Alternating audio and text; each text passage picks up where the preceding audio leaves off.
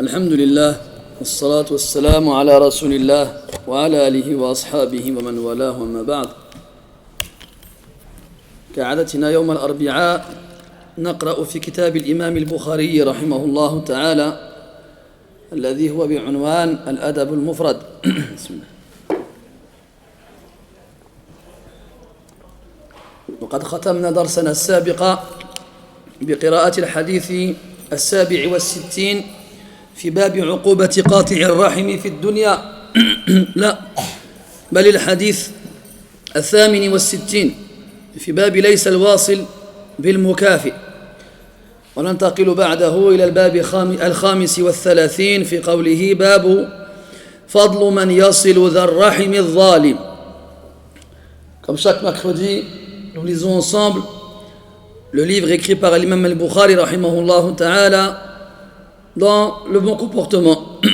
Et nous avons lu ensemble la semaine dernière, nous nous sommes arrêtés au 34e chapitre concernant le fait de rendre l'appareil dans la visite des membres de la famille avec le hadith 68. Et nous passons au chapitre 35 avec le hadith 69. Un chapitre qui a pour titre le mérite de visiter le membre de la famille qui est injuste, al-zalim. قال رحمه الله تعالى حدثنا مالك بن إسماعيل قال حدثنا عيسى بن عبد الرحمن عن طلحة عن عبد الرحمن بن عوسجة عن البراء رضي الله عنه قال جاء أعرابي فقال يا نبي الله علمني عملا يدخلني الجنة قال صلى الله عليه وسلم لئن كنت أقصرت الخطبة لقد أعرضت المسألة أعتق النسمة وفك الرقبة قال أوليستا واحدا قال صلى الله عليه وسلم لا عتق النسمة أن تعتق النسمة وفك الرقبة أن تعين على الرقبة والمنيحة الرغوب والفيء على ذي الرحم فإن لم تطق ذلك فأمر بالمعروف وانهى عن المنكر فإن لم تطق ذلك فكف لسانك إلا من خير. البراء بن عازب رضي الله عنه nous raconte qu'un bédouin, l'Arabi, c'est celui qui vit dans la campagne, l'Arabi, a demandé au prophète sallallahu alayhi wa sallam de lui enseigner, de lui apprendre un acte qui le fera entrer au paradis. وهذا السؤال تكرر كثيرا على ألسنة الصحابة رضي الله عنهم لشدة حرصهم على تعلم الخير والعمل به ولرغبتهم العظيمة في دخول الجنة وهكذا ينبغي أن يكون جميع المسلمين. Et cette question-là revient très souvent chez les Sahaba radiyallahu anhum, qu'ils soient min al-badiya ou al-hadira, qu'ils soient en ville ou en campagne. Il n'y a pas de différence entre eux à ce niveau-là. Très souvent, on trouve les compagnons radiyallahu anhum qui demandent au prophète alayhi salatu wassalam un moyen d'entrer au paradis. Et cela nous montre leur forte envie de rentrer au paradis et leur motivation dans la recherche du bien et son accomplissement. فأجابه النبي صلى الله عليه وسلم قائلا وهو يداعبه ويمازحه لئن كنت أقصرت الخطبة يعني خطبتك هذه قصيرة لا تحتوي إلا القليل من الكلمات علمني عملا يدخلني الجنة فخطبتك هذه قصيرة لئن كنت أقصرت الخطبة لقد أعرضت المسألة كونها قصيرة لا يمنعها من أن تصل الغاية وأن تكون وافية كاملة في غرضه. Le prophète lui répond alayhi salatu wassalam en plaisantant avec lui si ta demande est concise, tu as certes bien exposé ton objectif. Donc, ça fait partie de fasahatul arab. العرب كانت تحب أن يكون الكلام وجيزا وما كانت تحب الثرثرة في الكلام ولا الهذيان ولا ما لا يفيد ولا منه يستفاد وما لا يغني في الكلام. Les Arabes ont toujours aimé que la parole, que l'expression soit concise. Et quand on dit concis ou court, ça ne veut pas dire manquant. Ils n'aiment pas les longs discours inutiles. Si un discours est long, il doit y avoir dans cela une utilité. Chaque mot doit être à sa place. Et Tharthara, c'est le bavardage, Al-Hazayan, c'est le fait de dire plein de mots les uns après les autres sans qu'il n'y ait de lien entre eux. Ils n'aimaient pas cela, les Arabes. Il a été dit de nombreuses fois Ma qalla wa kafa khayrun mimma kathura wa alha. Ce qui est peu est suffisant est meilleur que ce qui est nombreux et distrayant. La yuhibbuna al-kalam al-tawil alladhi yunsi akhiruhu awwalah. Ils n'aimaient pas les longs discours dont la fin faisait oublier le début. Alors le prophète lui fait soulever cela. وكان أصحاب البادية معروفين بالفصاحة والبلاغة. D'ailleurs, les gens de la campagne étaient connus pour avoir cette éloquence et cette particularité de savoir s'exprimer avec ce qui est suffisant comme mot. Pas besoin d'en dire trop ou d'en dire plus. Là, in kunta aqsarta al-khutbah, si tu as fait une demande courte, ça ne veut pas dire que tu n'as pas exprimé ta demande. Laqad a'radta al-mas'ala. Et nous, on a ce problème-là. On parle beaucoup pour rien. La siyama al-mustaftoun, ashab al-as'ila, yajlisu amam al-mufti ويحكي عليه قصة طويلة ويذكر عليه من التفاصيل ما لا يسمن ولا يغني من جوع. يقول لك لي زوجة شقراء طولها 100 متر ونصف تتكلم العربية واليابانية والإنجليزية ولها أخوان وثلاث أخوات وولدت في الجزائر ثم انتقلت إلى تونس ثم استقرت في المغرب ثم ذهبت إلى فرنسا وأنت تنتظر تقول في بالك ما علاقة هذا بذاك وفي نهاية المطاف يقول لك أريد طلاقها. يا أخي ما وجه الارتباط بين هذه التفاصيل كلها؟ ما نحتاج إليها. Et ça arrive souvent chez les gens qui posent des questions. Al-Mustafti. Quand il s'assoit devant celui à qui il pose la question, à qui il demande la fatwa, il lui évoque une centaine de détails qui ne servent à rien. Mais qui ne servent à rien du tout. Il te dit, je me suis marié avec une femme, elle est née en 53, elle mesure 1m60, elle est blonde, elle est née ici, elle a grandi là-bas, elle s'est installée ici, elle sait parler tel nombre de langues, elle a tel nombre de frères, elle a tel nombre de sœurs. Toi, tu écoutes comme ça, tu te dis, bon, il doit y avoir un lien entre tous ces détails. Et à la fin, il te dit, je veux divorcer. C'est quoi le rapport entre toutes ces choses-là? Comme on dirait dans les rédactions écrites qu'on faisait quand on était au collège, ou les expressions écrites, hors sujet, HS. Ça ne sert à rien. Et les Arabes, ils auraient entendu quelqu'un comme ça, ils auraient dit, pourquoi tu parles? Mais aujourd'hui, ce sont les Arabes eux-mêmes qui ont ce problème-là. Al-Muhim, قال له عليه الصلاة والسلام أعتق النسمة وفك الرقبة. أعتق النسمة، النسمة هي الروح والنفس. وأعتق أي حررها، اجعلها حرة، والمقصود بها العبيد والمماليك. وفك فعل أمر مبني على السكون المقدر منع من ظهوره ماذا؟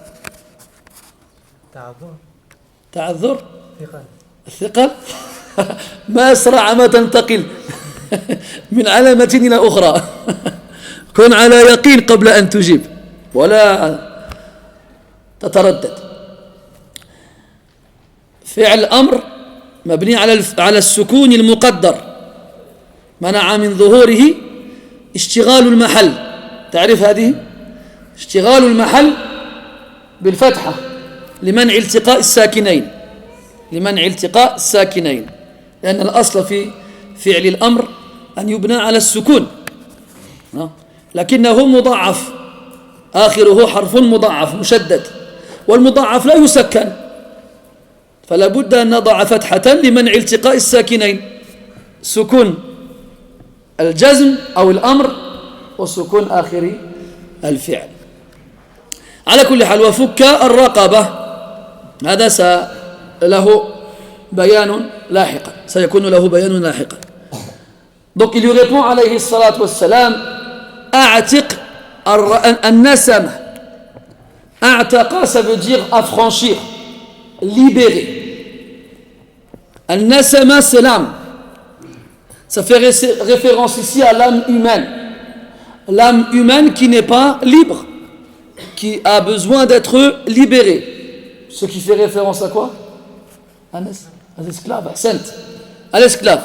C'est l'esclave qui est donc pris par la fonction, qui a perdu sa liberté. Donc il lui dit libère l'esclave, wa fukka ar-raqaba. Donc là, l'arabi ou l'arabi يسمع هاتين العبارتين فيفهمهما فهما واحدا، فهي له بالنسبة له كالعبارة الواحدة المتنوعة الأسلوب. تفضل. Le bédouin, il entend ça, pour lui c'est la même chose. إعتاق النسمة وفك الرقبة, c'est la même chose. Donc il ne comprend pas. Il dit أوليست واحدا, ce n'est pas une seule chose, n'est-ce pas la même chose?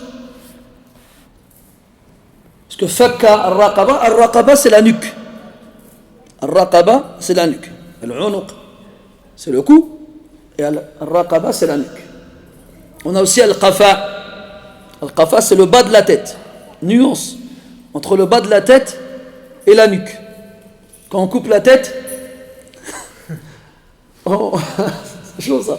Quand on coupe la tête, on coupe al-raqaba, on ne tape pas al-qafa. En arabe, on donne des mots pour toutes les parties de l'anatomie humaine. Et si vous saviez le nombre de mots qu'il y a à retenir, je dis subhanallah. Il y a même des noms pour l'espace qu'il y a entre les doigts. Al-muhim. Donc al-raqaba, c'est la nuque. On appelle l'esclave, on fait référence à l'esclave par al-raqaba parce qu'il porte dessus al-aghlal, al-ghil, les carcans, ces sortes de grosses chaînes qu'on remet autour du cou. Donc fakkur raqaba, c'est libérer la nuque du carcan. Donc ça fait référence donc à la libération de l'esclave aussi, en apparence. C'est pour ça que le bédouin, il a compris la même chose. Awalaysata wahida. Qala alayhi salatu wassalam, la laysata wahida. عتق النسمة أن تعتق النسمة. يعني عتق النسمة كما فهمته. لا يحتاج إلى بيان زائد. Il dit non, ce n'est pas la même chose. عتق النسمة, affranchir l'âme, c'est affranchir l'âme. C'est comme tu l'as compris. Quelqu'un qui est esclave et que tu vas libérer.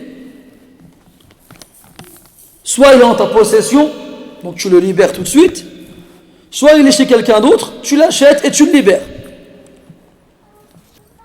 ثم قال وفك الرقبة أن تعين على الرقبة أي أن تعين في عتقها بأن تعطي للمملوك هذا مبلغا من المال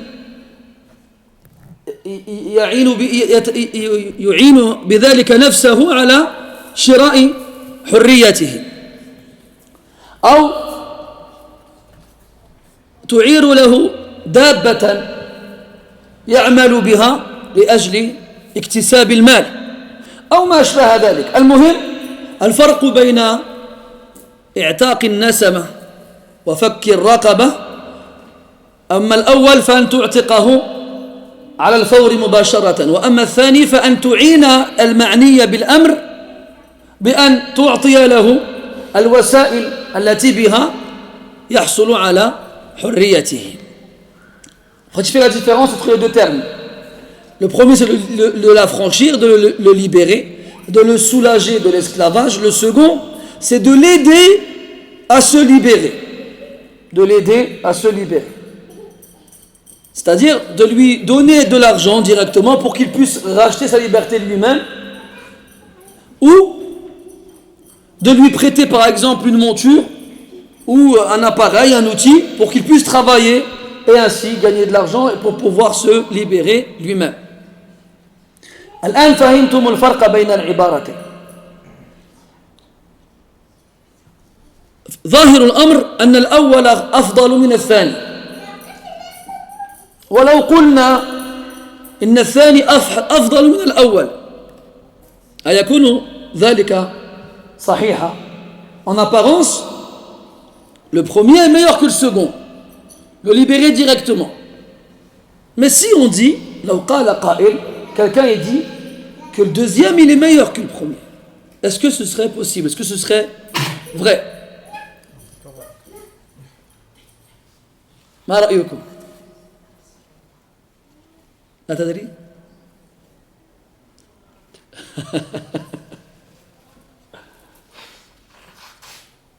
لا تدري؟ ها؟ t'as pas suivi؟ ليتك سكت.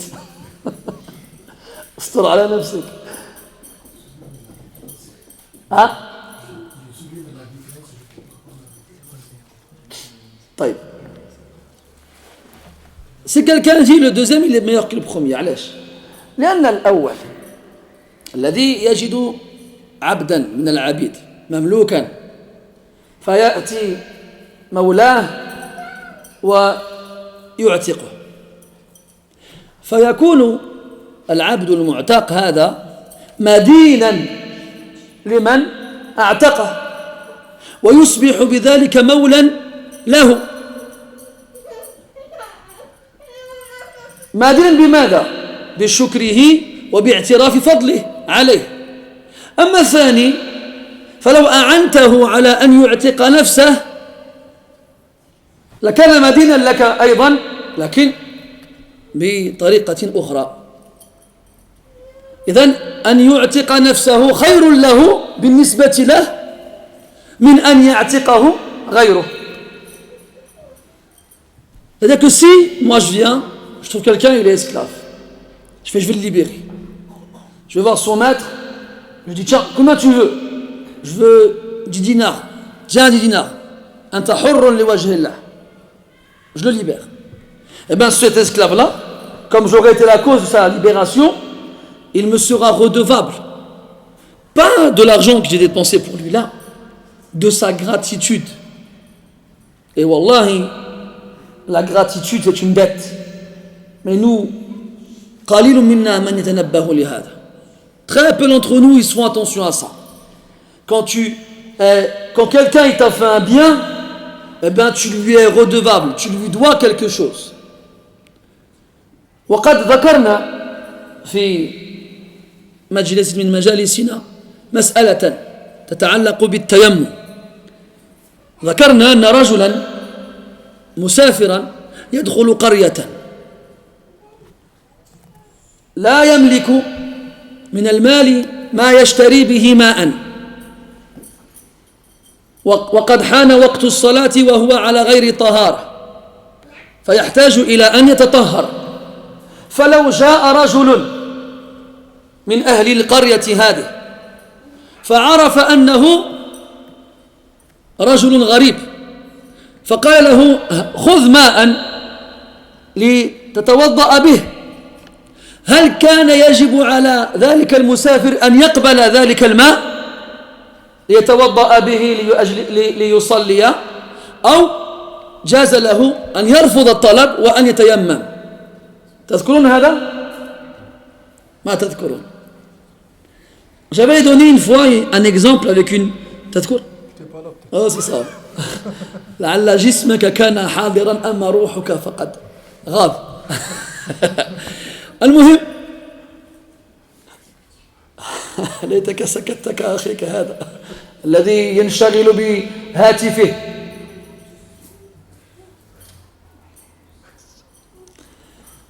Je connais la.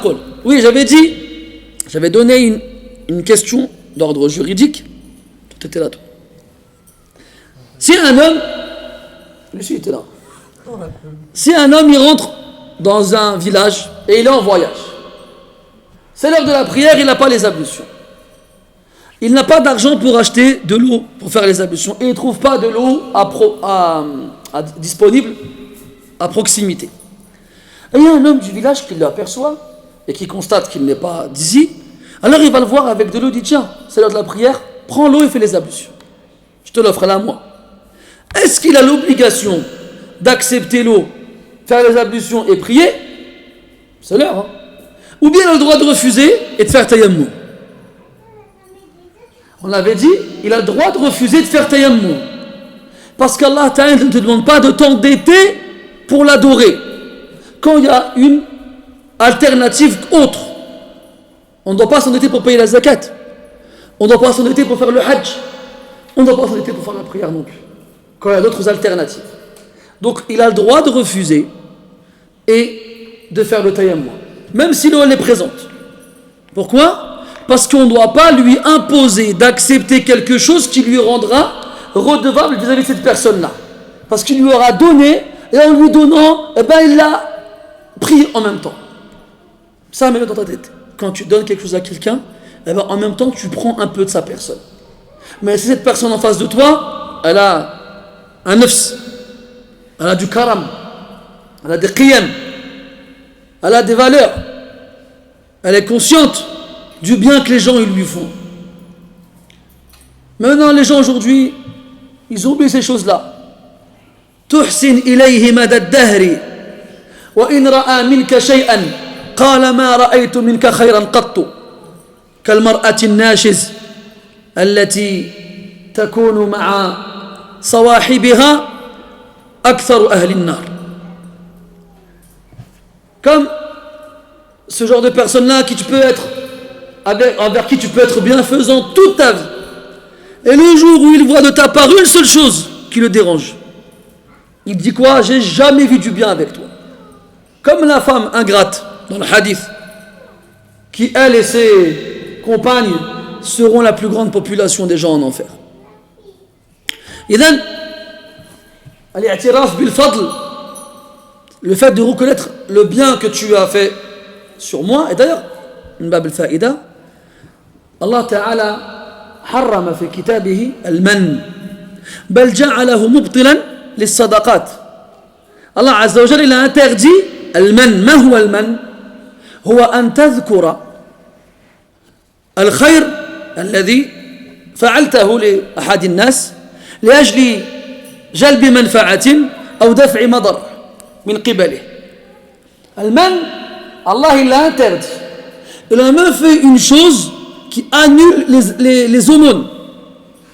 Qu'est-ce que al-man? Al-man, c'est le fait de rappeler à quelqu'un le bien que tu lui as fait dans le but de s'attirer un profit ou de se préserver d'un mal de sa part à lui. Un jour, je sais pas, tu lui as donné 10 euros, il va acheter à manger, tu tiens 10 euros, et il est parti 1 an, 2 ans, 3 ans plus tard. Et il est devant chez lui en train de faire un barbecue. Tu passes devant lui, je peux venir ou pas? Il fait Wallah, khouya, smahli, mais j'ai la famille à côté, ça va être dur. Ah, tu te rappelles les 10 euros que je t'avais donné la dernière fois, tu te souviens? C'est comme ça que tu me remercies? Alors lui, il se trouve bloqué. Normalement, tu te trouves bloqué. Ah ouais, c'est vrai. Il m'a fait un bien, je ne peux pas lui refuser un bien. Mais normalement, tu n'as pas à le faire. Tu n'as pas à rappeler le bien que tu fais aux gens parce qu'ils ne sont pas censés l'oublier. Ils ne sont pas censés l'oublier. Mais Allah Azza wa Jal, dans le Coran, il nous rappelle le bien qu'il nous a fait. Alors que normalement, on le bien, on le voit tous les jours. Mais il nous le rappelle. Parce qu'Allah, lui, il nous fait le mal. Parce que sans lui, on n'a rien. وَمَا بِكُم مِّن نِعْمَةٍ فَمِنَ اللَّهِ. Et si on avait ces valeurs-là, eh bien, on se rappellerait du bien que les gens ils nous font. Et alors, on n'aurait pas besoin qu'ils nous le rappellent, eux. Mais للأسف الشديد ils l'oublient. On revient au hadith. Donc, وأن تعين على الرقبة. Ça va? Fatigué, je suis là. T'es sûr, hein? Et voilà, on revient au hadith. قلنا قد يكون الثاني أفضل من الأول. قد بالنسبة للمعتق وبالنسبة للمعتق يكون الأول أفضل. C'est-à-dire que il y a deux personnes ici. Il y a le libérateur et le libéré. Ça veut dire que pour le libérer, celui qui va se libérer de son esclavage, le second il est meilleur qu'il puisse se libérer tout seul. Mais pour le libérateur, le premier il est meilleur. علاش من يقول لماذا نعم أحسنت بارك الله فيك. أجر الإعتاق أعظم من أجر المساعدة عليه, parce que la récompense promise à celui qui libère un esclave, elle est plus grande que celui qui aide à sa libération.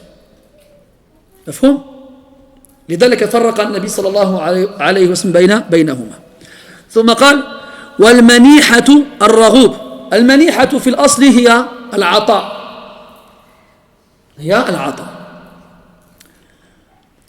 يعني أن تعطي من طيب نفسك. ماذا؟ الرغوب يراد بالرغوب الشاة أو الناقة التي انتفخ درها بماذا؟ باللبن. فمثل هذه البهيمة غالية الثمن ومحبوب إلى أصحابها, فأن تعطي مثل ذلك دليل على أن رغبتك في الأجر أعظم من محبتك للمال. والله تعالى يقول وآتى المال على حبه ذوي القربى, وقال عز وجل لن تنالوا البر حتى تنفقوا مما تحبون, وقال عز وجل ويطعمون الطعام على حبه. إذن المنيحة الرغوب أن تعطي أغلى ما تملكه. وفي ذلك الزمان كانت النوق والشياه التي انتفخ درها باللبن من أعظم الأموال وأحبها إلى الناس. Puis il a dit والمنيحة الرغوب. المنيحة c'est le don, le cadeau. Manaha, ça veut dire offrir, donner gracieusement et généreusement. C'est pas comme quand tu donnes quelque chose à quelqu'un, tu sens le manque de la chose offerte à partir du moment où elle a quitté ta main. Normalement, tu ne dois pas ressentir de manque. Quand tu offres quelque chose, tu le fais de plein gré. Et la joie que tu ressens à avoir offert cette chose-là doit être plus grande que la joie que ressent celui qui la reçoit. C'est comme ça que le prophète il était alayhi salatu wassalam. Parce que, avant même que la chose que tu offres elle quitte ta main, Allah il a déjà écrit ta récompense. إذا كانت نيتك صالحة خالصة, bien sûr. Si ton intention elle est pure et exclusivement vouée à Allah Azza wa Jal. Donc le don, le cadeau, l'offre. Al-Raghoub, ça fait référence à une bête, que ce soit les brebis ou les chèvres ou les chamelles ou les vaches qui ont le pis plein, les mamelles pleines de quoi? De lait. Pleines de lait. Donc ça veut dire qu'elles sont bien portantes. Et les bêtes qui ont les mamelles pleines, soit parce qu'elles vont être sur le point d'accoucher, ou soit parce qu'elles ont accouché dernièrement, font partie des biens qui ont le plus de valeur aux yeux des Arabes. Allah dit dans le Coran وَإِذَا الْعِشَارُ عُطِّلَتْ.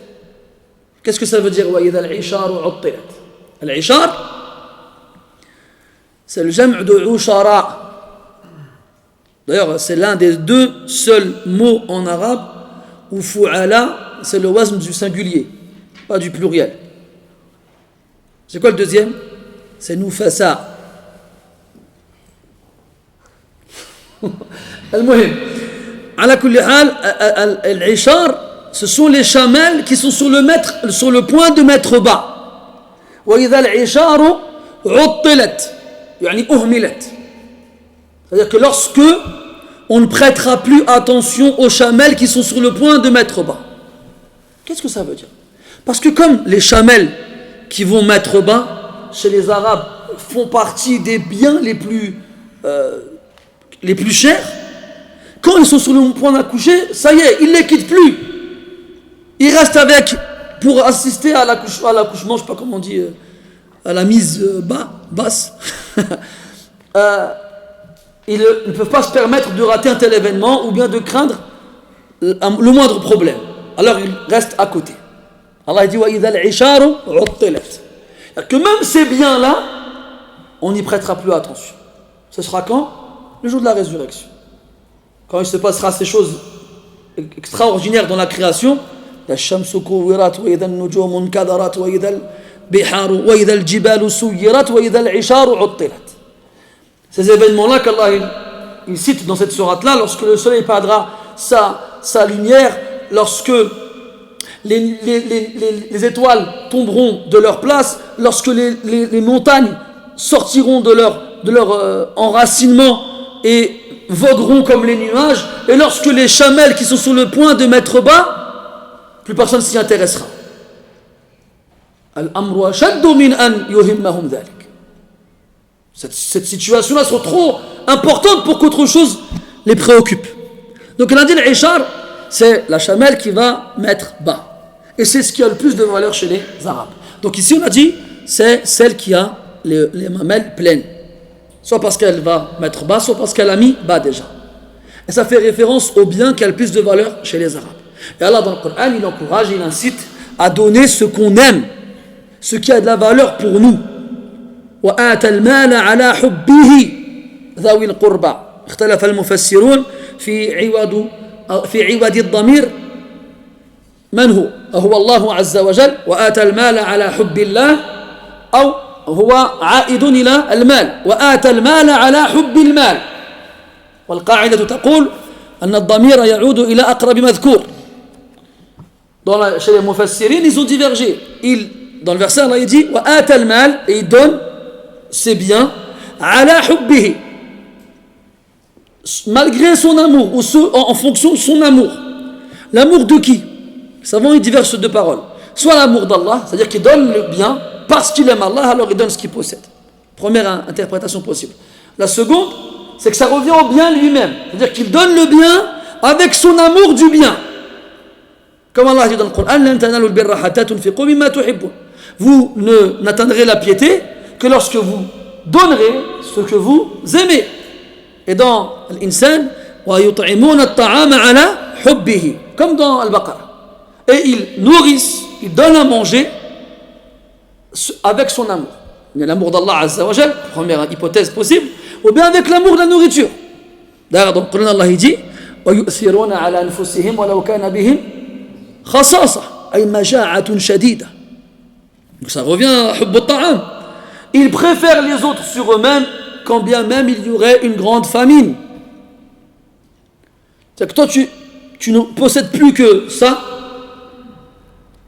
C'est pour toi. Si tu ne le manges pas, tu vas avoir l'estomac dans les talons, et à ton frère à côté de toi qui est dans ton état, et ben tu te préfères sur toi malgré ton besoin de manger et malgré ta faim. Donc ça revient, ça se complète. Al-manihatur raghub. Donc ça veut dire offrir ce qui est cher pour toi. Offrir ce qui a de la valeur à tes yeux. Donc ici, la bête. La bête avec beaucoup de lait. Parce qu'une bête qui est avec beaucoup de lait, on peut en tirer profit de plusieurs façons. Je ne vous apprendrai pas tout ce qu'on peut faire avec du lait. Ce sera le lait, ou bien le lait fermenté, ou bien le fromage, ou bien le beurre, et autres. Je ne suis pas spécialiste en laiterie. Comment on dit? Laiterie, non? Si? Je ne sais pas. Al-Muhim, la bête elle-même, on peut en tirer profit de plusieurs façons. Donc il y a énormément de profit à faire avec la bête. Et dans le hadith, vous connaissez ce hadith-là, le hadith de 3 hommes. On avait un chauve, on avait un lépreux et on avait un aveugle. Et on a donné à chacun d'entre eux une femelle d'une race différente. Un lui a donné une chamelle, un on lui a donné une vache et un on lui a donné une brebis. Je me trompe toujours sur la femelle du mouton, c'est bien la brebis. Vous n'avez pas l'air sûr que...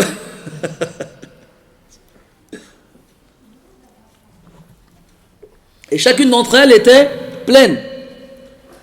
Donc ils allaient mettre bas prochainement. Et Allah il a mis la baraka dans la progéniture de chacune de ces bêtes-là. Et ils sont devenus tous les 3 riches. Et à la fin du hadith, vous le connaissez. Donc si tu veux voir quelqu'un de pauvre, il vaut mieux lui offrir quelque chose qui va l'aider à s'enrichir par son propre travail que lui donner de l'argent qu'il va utiliser, puis après, il va être contraint d'en redemander par la suite. Je sais pas, bon, aujourd'hui c'est un peu spécial, mais à une époque, tu voyais quelqu'un, tu lui donnes une hache, tiens, je t'offre une hache. Il faisait quoi? Il allait dans la forêt, il coupait du bois, il le coupait en plusieurs morceaux, et il allait le vendre aux gens pour qu'ils achètent, pour qu'ils fassent du feu ou autre utilisation. Ou bien tu lui donnes pareil, une bête qui est prête à mettre à terme pour qu'il puisse en tirer profit. Et les exemples ils sont nombreux et variés. ثم قال والفيء على ذي الرحم. الفيء أي الرجوع والعطف بالخير. الرجوع والعطف بالخير والبر. هذا الأصل فاء يفيء أي رجع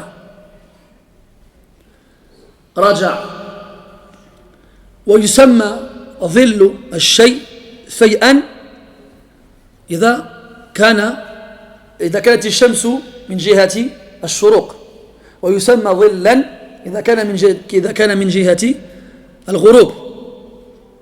واضح؟ أولم يروا إلى ما خلق الله من شيء يتفيأ ظلاله عن اليمين والشمائل سجدا لله وهم داخرون. يتفيأ والظل يمتد ويقصر. يمتد إذا كانت الشمس من جهة الغروب ويقصر إذا كانت من جهة الزوال أو من جهة الغروب الشروق عفوا. قال والفيء على ذي الرحم أي أن ترجع إلى أقاربك، أن ترجع، لم يقل أن تذهب. فرق بين العبارتين. لماذا نرجع إلى عنوان الباب؟ قال فضل من يصل ذا الرحم الظالم. فيفهم من هذا أن ذلك القريب أساء إليك إساءة عظيمة، ليس نوعا من أنواع الظلم العادية أو الإساءة العادية إن صح التعبير، لا، هي أشدها وهي الظالم. بخس لك حقك أو أخذ مالك أو شتمك وسبك وربما ضربك، ومع هذا ترجع أنت إليه. هذا مما يدخل الناس الجنة وما أصعبه على النفوس. Puis, et ça c'est shahid al-hadith, il a dit والفيء على ذي الرحم. Le fait de revenir, le mot al-fay, ça fait référence à l'ombre. C'est comme ça qu'on appelle l'ombre, mais pas tout le temps. Les Arabes, on a dit, ils sont méticuleux et ils ont un degré de précision qu'on ne trouve dans aucune autre langue. C'est-à-dire qu'ils vont appeler l'ombre dhil dans un contexte et fay dans un autre. Comme vous le savez, l'ombre s'agrandit ou se raccourcit en fonction de la place du soleil dans le ciel. Généralement, quand le soleil se lève, et plus il approche du zénith, plus l'ombre elle raccourcit. Et après avoir passé le zénith et il se rapproche du point de coucher, alors l'ombre, elle, elle s'allonge. Et bien lorsque l'ombre, elle est dans cette phase de changement de taille, on l'appelle fay. On l'appelle fay. Elle revient. Parce qu'elle revient vers son origine. Ici, el fay, ça veut dire revenir, le retour. Toujours ce principe de retour, revenir. D'ailleurs, un des noms de l'ghanima, al-fay. ما الفرق بين الغنيمة والفي؟ الغنيمة بقتال والفيء بغير قتال. D'ailleurs, dans le butin, il y a deux types de butin. Un butin qu'on obtient par le combat et un autre qu'on obtient sans combat, qui revient vers nous sans qu'on ait eu besoin d'aller le chercher. C'est ce qu'on a appelé fay. Et donc, que tu reviennes vers Zir Rahim. Ici, dans le hadith, la version qu'on a, la riwayat al-Bukhari, rahimahullah, c'est indéfini. Un des membres de ta famille, un proche. Mais Al-Tahawi, dans Mushkil al-Athar, ou al-Bayhaqi, dans Sunan al-Kubra, il rapporte un qaïd zaïd, al-Zalim. Il rapporte un détail supplémentaire, l'injuste. Et là, ça concorde avec le titre du chapitre. Parce qu'il a dit le mérite d'aller chez un proche injuste. C'est pas n'importe qui.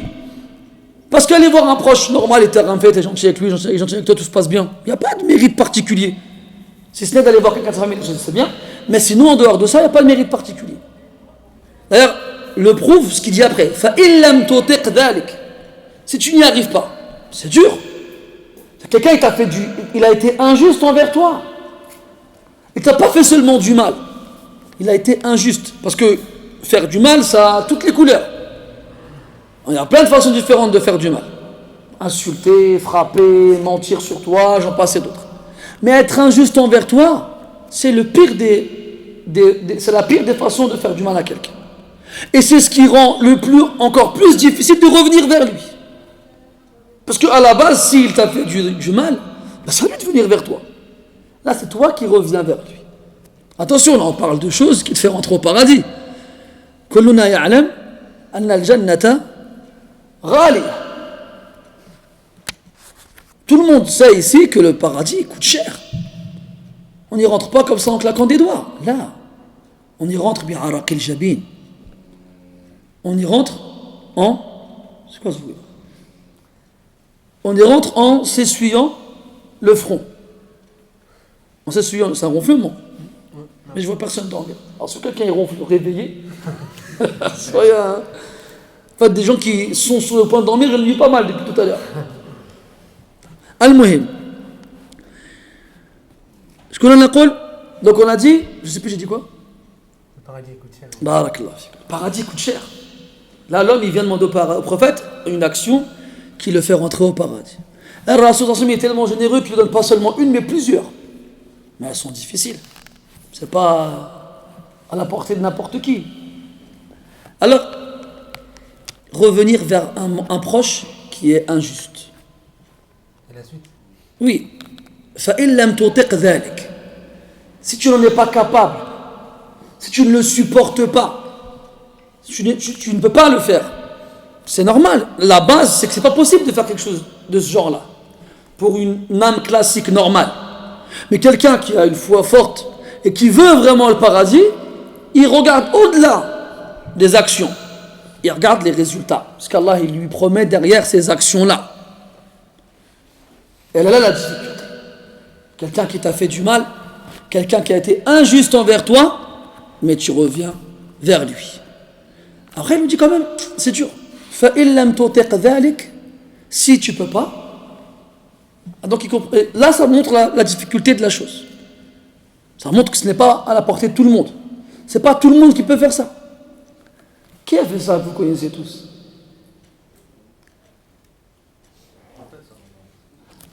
Ça, c'est trop facile. Je pense à un autre. Un sahabi? Ou un tabi'i? Masmouk. Youssef. Quand vous lisez Surat Yusuf, je dis Subhanallah, un petit garçon avec son père, ça se passait très bien, il vivait heureux et joyeux. Son père il l'aimait, il lui montrait qu'il l'aimait et lui il était content. Il s'est fait enlever des bras de son père. Ils l'ont déshabillé. Souvenez-vous, ils sont venus avec son qamis avec du faux sang. Donc ça veut dire qu'il n'avait plus de qamis. Ils l'ont jeté dans un puits, ils l'ont laissé là-bas tout seul. T'as déjà rentré dans un puits, toi? Bon, t'as déjà porté dans les égouts?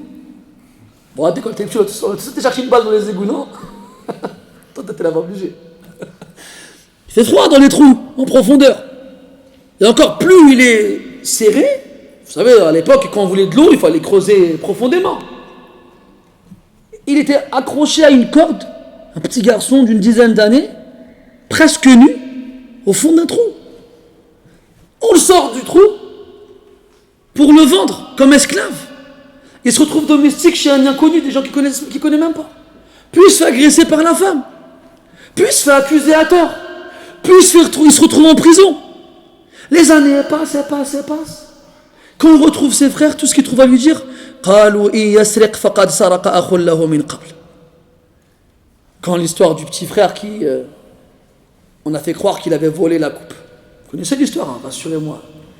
Et lui, eux, ils sont devant lui, ils ne savent pas que c'est leur frère, ils ne savent pas que c'est Youssouf. Ils disent, s'il a volé, c'est que son frère avant aussi l'a volé. Subhanallah. Vous l'avez enlevé. Vous avez fait croire à son père qu'il était mort. Vous l'avez vendu. Il est devenu esclave. Il est arrivé. Et à la fin, tout ce que vous trouvez à dire des années plus tard, c'est de l'accuser de voleur, de vol. Bref. Et à la fin, il leur dit quoi? La tathriba alaykum. Al-yawm yaghfirullahu lakum wa huwa arhamur rahim. Youssouf, il n'a pas pardonné seulement à ses frères. Regarde en prison. Il y a 2 hommes avec lui. Un, il se fait zigouiller. Et l'autre, il se retrouve chez le roi à lui donner à boire. Avant de sortir, il lui a dit Udhkurni inda rabbik. Il lui dit parle de moi à ton roi. فانساه الشيطان ذكر ربه فلبث في السجن بضع سنين.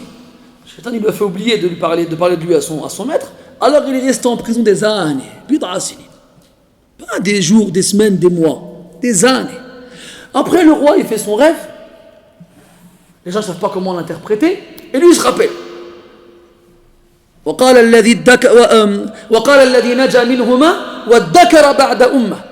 Celui d'entre eux qui a été sauvé, il s'est souvenu. أنا أنبئكم بتأويله فارسل. Moi, je vais vous expliquer c'est quoi le sens. Envoyez-moi chez Youssouf. Il arrive chez Youssouf. Il ne dit pas ça fait des années que je t'ai oublié, t'es resté en prison que moi. Il ne m'a pas parlé de ça. قال يوسف أيها الصديق وافتنا في 7 بقرات الآيات. Youssouf, il aurait pu dire non. T'es sérieux, toi? Ça fait des années que je t'attends, tu viens, toi, t'excuser, tu me demandes de t'expliquer un rêve. Allez, va-t'en. Il n'a pas dit ça. Il lui a rien dit. Bon, lui, Bada, il n'a pas fait ça exprès. C'était pas du dhulm. Mais ses frères, ils ont fait du dhulm. Ala kulli hal, bien sûr, le prophète, il a aussi fait ça. Mais c'est trop facile parce que c'est le plus parfait. Donc forcément, toutes les qualités pieuses et parfaites, on les trouvera chez lui, alayhi salatu wassalam. Mais le muhim, elle a la difficulté. C'est ça qui a رفع مقام يوسف على إخوته بل على ناس زمان. C'est ça qui a élevé Youssouf. C'est le pardon. وَلْيَعْفُوا وَلْيَصْفَحُوا أَلَا تُحِبُّونَ أَنْ يَغْفِرَ اللَّهُ لَكُمْ وَاللَّهُ غَفُورٌ رَحِيمٌ. Et qu'ils pardonnent et qu'ils effacent. T'as vu l'ardoise là, quand efface. Qu'ils effacent. N'aimeriez-vous pas qu'Allah vous pardonne? Quand Allah il parle des femmes et des enfants, qu'est-ce qu'il dit? وَإِن تَعْفُوا وَتَصْفَحُوا وَتَغْفِرُوا فَإِنَّ اللَّهَ غَفُورٌ رَحِيمٌ. 3 verbes quasiment les mêmes pour dire pardonner. Allez, pardonner. Al-Muhim, elle a la difficulté. Et elle a la récompense. Est-ce que vous pensez qu'on aura des grandes récompenses sans faire de grandes actions? Là, ça va ensemble. فإن لم تطق ذلك لا يكلف الله نفسا إلا وسعها. Tu ne peux pas faire une chose qu'Allah ne t'a pas imposé de faire. Ou bien Allah n'a pas imposé de faire une chose que tu ne peux pas accomplir. ما هو البديل? Est-ce que c'est fini? La porte elle est fermée, on ne peut plus rien faire? Là. قال فأمر بالمعروف وانهى عن المنكر. فإن لم تطق ذلك يحتمل أن يكون اسم الإشارة عائدا إلى كل ما سبق ذكره من عتق الرقبة أو المساعدة عليها أو المنيحة الرغوب أو الفيء إلى ذي الرحم الظالم، ويحتمل أن يكون راجعا فقط إلى آخرهم ذكرى، والله أعلم بالصواب، ولعل الأول أقرب، والله أعلم. Donc il dit tu ne peux pas faire cela. Cela ici, ذلك, peut revenir à tout ce qui a été évoqué depuis le début. Libérer un esclave, l'aider à se libérer, donner quelque chose de cher, une bête avec les mamelles pleines, ou revenir vers un membre de ta famille injuste. Tout est concerné par فَإِن لَمْ تُطِقْ ذَلِكَ. Si tu ne veux pas faire ça, comme il est possible que ça revienne seulement à la dernière chose évoquée, qui est de revenir vers le membre de la famille injuste. Alors, est-ce qu'il existe un équivalent, un remplaçant? Oui, il existe, alhamdulillah. Alhamdulillah, alladhi lam yanghaliq babun fi wajhi abdin min ibadihi illa infataha lahu akhar. Que soit loué celui qui, lorsqu'une porte du bien se ferme au visage d'un de ses serviteurs, une autre, même 10 autres, elles s'ouvrent à côté. Ordonne le bien et interdit le mal. ولكن على رسلك اعلم أن للأمر بالمعروف وللنهي عن المنكر فقها وضوابط. Mais attention, précipite-toi pas. Sache qu'ordonner le bien et interdire le mal répond à une jurisprudence et à des règles précises. لا بد أن تتيقن أن الفعل المعمول منكر حتى تنهى عنه، ولا بد أن تتيقن أن الفعل المتروك معروف حتى تأمر به. وهذا يتطلب أن تكون عليما بخلاف العلماء في الحكم على الأشياء، فقد يكون الفعل معروفا عند بعضهم ومنكرا عند غيرهم وما أشبه ذلك. Sache que le mal, l'action que tu peux voir accomplie peut paraître comme étant un mal, mais tu ne dois pas te précipiter à aller l'interdire tant que tu n'es pas sûr que c'est vraiment un mal. Et à l'inverse, quand tu vas voir une action délaissée, ne va pas l'ordonner tant que tu n'es pas sûr que c'est quelque chose de convenable. Ça fait partie des règles. Dans cela aussi, il faut que tu connaisses les divergences des savants. Parce qu'il arrive que des choses soient mauvaises chez certains et bonnes chez d'autres. Donc si tu n'es qu'un simple musulman, alors fais les choses sur lesquelles il n'y a pas de doute. Amma les choses sur lesquelles il y a des doutes possibles, alors abstiens-toi. Reste à ta place en tant que simple musulman. Un exemple tout bête. Ça, c'est une chose qu'on fait tous les jours et qu'on applique tous les jours. Tu vas voir quelqu'un dehors dans la rue qui brûle un feu rouge. Est-ce que tu vas mettre un gyrophare sur ton toit et tu vas le prendre en chasse pour l'arrêter au prochain croisement et lui mettre un PV? Si t'es pas un policier, tu ne peux pas faire ça. Tu ne peux pas faire des choses comme ça. On vit dans un pays où, si tu tues quelqu'un qui a tué ton fils, ben c'est toi qui vas en prison. Ou bien, ça déjà arrivé, hein, t'as un voleur qui rentre chez toi, alors tu lui mets un coup de carabine, et ben c'est toi qui dois payer des dommages et intérêts. Al-Muhim, pourquoi ils nous font ça? Parce qu'ils nous disent, c'est pas à toi de faire appliquer la loi. Toi tu dois la respecter, tu ne dois pas la faire appliquer. Pour la faire appliquer, il y a des autorités compétentes. Sur le principe, on est d'accord. Dans l'idéal, un pays musulman, avec un sharia, avec une mahkama sharia, avec un amir et tout ça, c'est pas à toi d'appliquer les hudud. C'est au hakim de le faire. C'est pas n'importe qui, il estime que lui on lui fait ci, lui on lui fait ça. Là, ça ne marche pas comme ça. Et bien de la même façon, si tu n'as pas les compétences d'étudiants en sciences religieuses ou de savants pour savoir si l'action devant toi c'est vraiment un bien ou c'est vraiment un mal, ou tu dois vraiment l'ordonner, ou tu dois vraiment l'interdire, à moins d'être sûr, et là-dessus il n'y a pas de doute, comme zina par exemple, tu vois un homme dehors, tu le connais, il est avec une femme, c'est très bien que c'est pas sa femme, et tu dois faire zina, il n'y a pas d'ishkal. Ce qui est wadih, il n'y a pas de problème, ce qui est clair. كوضوح الشمس في رابعة النهار. أما الأمور الخفية المبهمة فكن فيها على هوينة. Quant aux choses ambiguës, confuses, ne te précipite jamais. Souviens-toi la parole du poète. ستعلم غدا إذا انكشف الغبار أفرس تحتك أم حمار. Tu sauras demain, quand la poussière va tomber, est-ce qu'il y a un cheval en dessous de toi ou un âne? Ça veut dire que des fois tu crois, tu galopes sur un cheval parce qu'il y a de la poussière, tu vois rien. Et dès que la poussière est tombe, bah tu es sur un bril.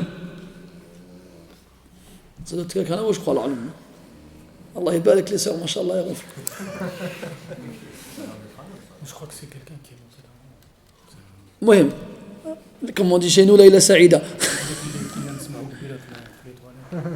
Non, on n'entendra pas. Peut-être qu'il est derrière là-bas, Balak.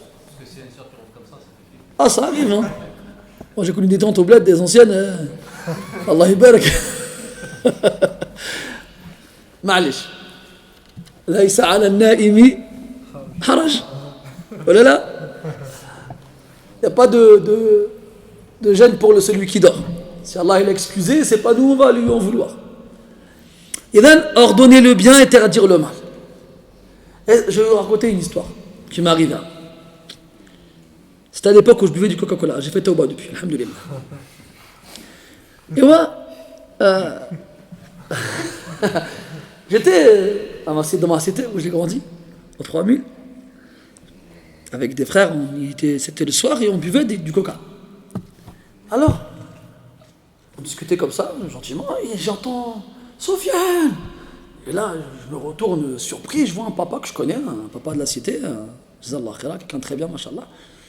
Il vient vers moi en courant, comme s'il était en colère. Je me suis dit, qu'est-ce qui se passe ça? Il m'a dit, mais t'as pas honte? Je dis, de quoi? Il fait, hadak shay haram. Il fait, là, t'es en train de boire quelque chose de haram. Je dis, quoi, le coca? Il me dit, ouais. Je dis, c'est haram. Il me dit, ouais, c'est haram. Je dis, qui a dit ça? C'est haram, c'est même pas genre makrouh ou bien la yajouz, haram. C'est haram. Je fais donc il y a une ayat du Coran ou un hadith واضح لا تشربوا الكوكا لا تشرب البيبسي ولا الكاكولا ثم اقتصد ولا تكن أكولا من كل ما ترغب من طعام فإنه مجلبة الأسقام وما مضى من أشهر المشارب للمرض العضال شر جالب. المهم c'est pas du Coran ça donc. Et il me dit non. Je dis pourquoi tu dis c'est haram? Il me dit il y a un cheikh il a dit que c'était haram. Je dis taïb. Je fais supposons t'as raison le cheikh il a dit ça. Je fais ça un ijma'. Le seul cas qui rendrait la parole d'un shir légitime de dire haram, c'est qu'il y a un ijma'. Il y a un ijma'. Il me dit non. Je dis, comment tu peux dire que c'est haram alors? Après je fais ami. On vit dans une cité malheureusement où on voit beaucoup de gens boire de l'alcool. Des gens qui sont d'origine musulmane. Billah alek. Combien de fois t'es passé devant des jeunes avec des canettes de bière où il n'y a aucun doute sur l'interdiction? Tu leur as déjà fait ce que tu viens de me faire là? Là, il s'est calmé. Il m'a dit, c'est vrai, smahli. Et puis il est parti. C'est bien de vouloir interdire le mal. Mais il faut qadar le vrai mal sur le mal qui lui est inférieur. Si mal il y a réellement. Ala kulli hal, il ne faut pas se précipiter. Surtout pour les choses qui sont ambiguës. Et même si pour toi c'est le haqqul al-mubin, ça n'est pas forcément pour les autres. Et then, ala rislik. Prends ton temps. Et celui qui ne se précipite pas, ne se trompe pas. Et très souvent, celui qui se précipite, il tombe dans le précipice. Pour la rime. Attends, لم نصل إلى نهاية الحديث بعد. قال فإن لم تطق ذلك لأن الأمر بالمعروف والنهي عن المنكر عظيم من سماء أهل الخير ومن علامات الأبرار المتقين قال الله عز وجل كنتم خير أمة أخرجت للناس لم تستحقوا هذه الخيرية إلا لماذا؟ تأمرون بالمعروف وتنهون عن المنكر وتؤمنون بالله وجعل الإيمان بالله بعدهما لأن الذي لا يأمر بالمعروف ولا ينهى عن المنكر لا إيمان له. وطبعا المقصود بالنفي هنا نفي الكمال وليس نفي الوجود. هذا وكلكم تعرفون الحديث من رأى منكم منكرا فليغيره بيده فإن لم يستطع بلسانه فإن لم يستطع بقلبه وذلك أضعف الإيمان. فإذا كان تغيير المنكر بالقلب أضعف الإيمان فكيف بمن لم يخطر بباله أن يغيره ولم يستقر في سويداء قلبه إنكاره؟ هذا لا إيمان له. Donc, dans le verset, Allah Azza wa Jalla, il dit vous êtes la meilleure des communautés parmi les gens. Pourquoi? Parce que vous ordonnez le bien, interdisez le mal et croyez en Allah. Donc, ce qui signifie que ordonner le bien, interdire le mal, c'est quelque chose d'énorme, de grandiose aussi. Et que celui qui le fait correctement, il a une récompense énorme. Et qu'on ne mérite d'être le meilleur que parce qu'on a fait la meilleure des choses. Au point où Allah il a mis la foi en lui après ces deux points-là, parce que sans ces deux points-là, la foi, elle est comme inexistante. Ça veut dire qu'elle est tellement faible qu'elle est comme inexistante. Que tous le hadith, celui d'entre vous qui voit un mal, qui le change avec ses mains, s'il ne peut pas avec sa langue, s'il ne peut pas avec son cœur, et c'est le plus faible degré de la foi. C'est que tu vois avec ton cœur, tu fais dans ton cœur, tu es dégoûté de voir ce munkar-là. C'est le maximum que tu puisses faire. Et bien ça, c'est la foi la plus faible. Et bien qu'est-ce qu'on doit dire de celui qui n'y pense même pas? Il voit du munkar tous les jours. Il s'en fiche lui. Ah, le mur, il est vert. Ça lui traverse même pas l'esprit une seconde de répugner à voir le munkar devant lui. C'est comme s'il n'avait pas de foi. Parce qu'il ne réagit pas. Ton qalb, il doit réagir face au munkar qui est accompli. Il ne peut pas rester de marbre. S'il ne réagit pas, c'est comme s'il n'y avait pas de vie dedans. Et la vie du cœur, c'est l'iman. Donc, de par la difficulté d'ordonner le bien et d'interdire le mal, il a dit فَإِن لَمْ تُطِقْ ذَلِكَ. Si tu n'y arrives pas, si tu ne peux pas faire ça aussi, toujours on a un badi, un iwad. قال فكف لسانك. Oh là là. هذه إحدى الكبر. Si tu ne peux pas faire tout ça, alors retiens ta langue. Même ça on ne peut pas le faire. Les gens se sentent obligés de parler. Il faut que je donne mon avis sur tout. Sur tout. Il a un truc à dire. Ouais, mais non, il n'aurait pas dû dire ça. Ouais, mais non, il n'aurait pas dû faire ça. Ouais, mais non, peut-être qu'il aurait dû faire comme ça. Ouais. Tais-toi. Qu'est-ce qu'il disait? الشاعر disait أقل من اللوم لا أبا لأبيكم. Non, أقل عليه لا أبا لأبيكم من اللوم أو سد المكان الذي سد. أقل عليه, ça veut dire diminuer vos critiques à son égard. La abal li abikum. Ça, c'est une expression qui n'est pas très gentille. Les Arabes ils disaient la ummalak, la abalak. Que tu n'es pas de mère et tu n'es pas de père. La abal li abikum. Pas de père à vos pères. Que tu n'es même pas d'ancêtre. C'est-à-dire, arrêtez de critiquer tout ce que vous bougez, tout ce que vous voyez. Ou au minimum, combler le trou que lui comble. Les gens, ils sont là, ils font des choses. Il ouvre une école. Il ouvre une école, il a quelques professeurs, le programme il est un peu faible, les professeurs ils ont un peu de manque d'expérience, j'en passe à d'autres. Lui il a fait, regarde, c'est quoi cette école là, n'importe quoi, franchement, pourquoi ils ont ouvert? Ça sert à rien, ils ouvrent. Pourquoi ils ouvrent? De toute façon, ça ne sait même pas faire des cours, de toute façon, ils n'ont pas le droit d'ouvrir. Et comme on fait tous très très facilement et très très bien. Bah vas-y, ouvre une école, mon frère. Propose aux musulmans un équivalent, un remplacement. Non, tu sais pas faire ça. Eh bien, ferme-la, excusez-moi l'expression. Voilà combien ça a nui. Et ça a même empêché les gens de faire du bien. Les gens, ils voient, ils ont envie de faire du khayr. Mais comme ils savent qu'ils en ont 1 million autour d'eux qui attendent au tournant pour leur tirer dessus à la moindre erreur, ils disent Blash, je vais ouvrir un grec, mayonnaise ketchup, ça, personne ne va rien me dire.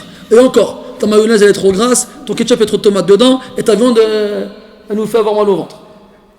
Tu n'y échapperas jamais. Jamais tu y échapperas. Et là, il dit, si tu ne peux pas faire tout cela, retiens ta langue. Man samata naja. ثم قال إلا من خير. أما أنت أن تطلق لسانك في الخير فأطلق صراحة. Sauf dans le bien. Retiens ta langue, sauf dans le bien. من كان يؤمن بالله واليوم الآخر فليقل خيرا أو ليصمت. Dis du bien ou tais-toi. Tiens ta langue. Si tu as quelque chose de bien à dire, dis-la. Sinon tais-toi. Retiens ta langue, c'est mieux pour toi. كف لسانك وشره عن الناس. Retiens ta langue et son mal et préserve et épargne les gens de ta langue. Si tu ne peux pas faire tout ça, tu ne peux pas libérer un esclave. Tu ne peux pas aider un esclave à se libérer. Tu ne peux pas offrir ce qui a le plus de valeur à tes yeux. Tu ne peux pas revenir vers un membre de ta famille qui t'a fait de l'injustice. Tu ne peux pas ordonner le bien, tu ne peux pas interdire le mal. Eh bien, retiens ta langue. Sauf si c'est pour dire du bien. Et là, il n'a pas dit là, il n'a pas dit si tu peux pas. Parce que tu peux le faire. C'est toi et ton nafs. Cette bagarre, ce sira' ad-da'im baynaka wa bayna nafsik wa shaytanik wa aqranika as-su'. C'est cette bagarre, cette lutte incessante entre toi et toi-même. Entre toi et ton shaytan, ton qarin. Entre toi et tes amis autour de toi. Qui sont en train de dire, t'as vu lui, t'as vu lui, t'as vu lui. Parce que malheureusement, il y en a beaucoup des comme ça. C'est rare aujourd'hui de trouver quelqu'un qui dit, il n'est pas là, tais-toi. Il est là, parle-lui directement. Il n'est pas là, pourquoi tu nous parles de lui qu'on n'est pas là? Wallahi, inna al-mughtab la jaban. ولولا جبنه هذا لواجه من يتكلم فيه وهو غير حاضر لكن لما خافه لم يجرأ على الكلام فيه إلا عند غياب.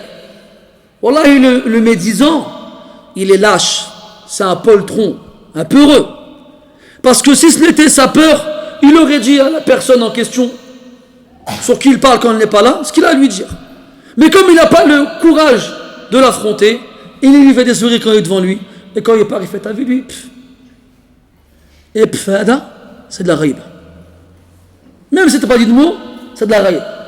ذكرك أخاك بما يكره فإياك ثم إياك أن تذكر أحدا بسوء سواء كان حاضرا أم غائبا. ذكر الله دواء وذكر الناس داء. Prends garde à évoquer qui que ce soit, en bien ou en mal, même en bien tu ne parles pas de lui. Qu'il soit présent, qu'il soit absent. Et souviens-toi qu'évoquer les gens, c'est une maladie. Et évoquer Allah, c'est un remède. Il y en a qui me donnent envie de dormir depuis tout à l'heure là.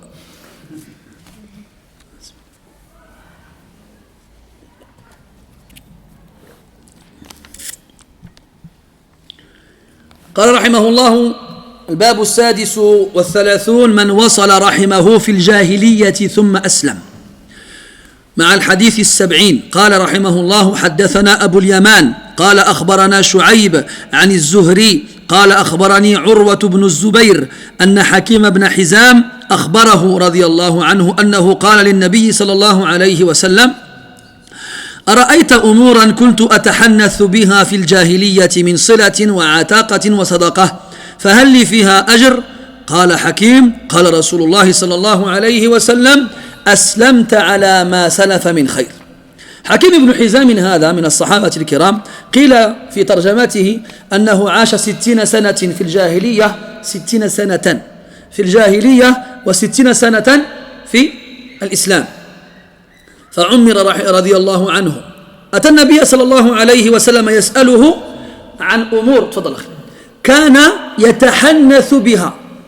التحنث بمعنى التعبد والحنث هو الإثم وتحنث أي اجتناب الإثم وتفعن من معانيه اجتناب الفعل من معانيه اجتناب الفعل. وفي حديث عائشة رضي الله عنها في صحيح المؤلف وهي تذكر أول الوحي تقول أن النبي صلى الله عليه وسلم كان يعتزل في غار حراء يتحنث الليالي ذوات العدد.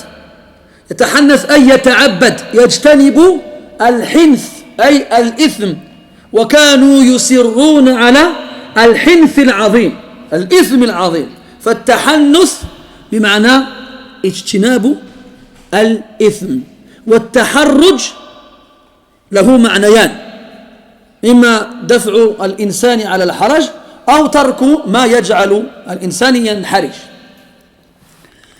قال ذلك الرجل أنه كان يتحنث أي يتعبد ببعض الأمور، ذكر منها 3: صلة الرحم، وعتاق أي اعتاق الرقبة، والصدقة.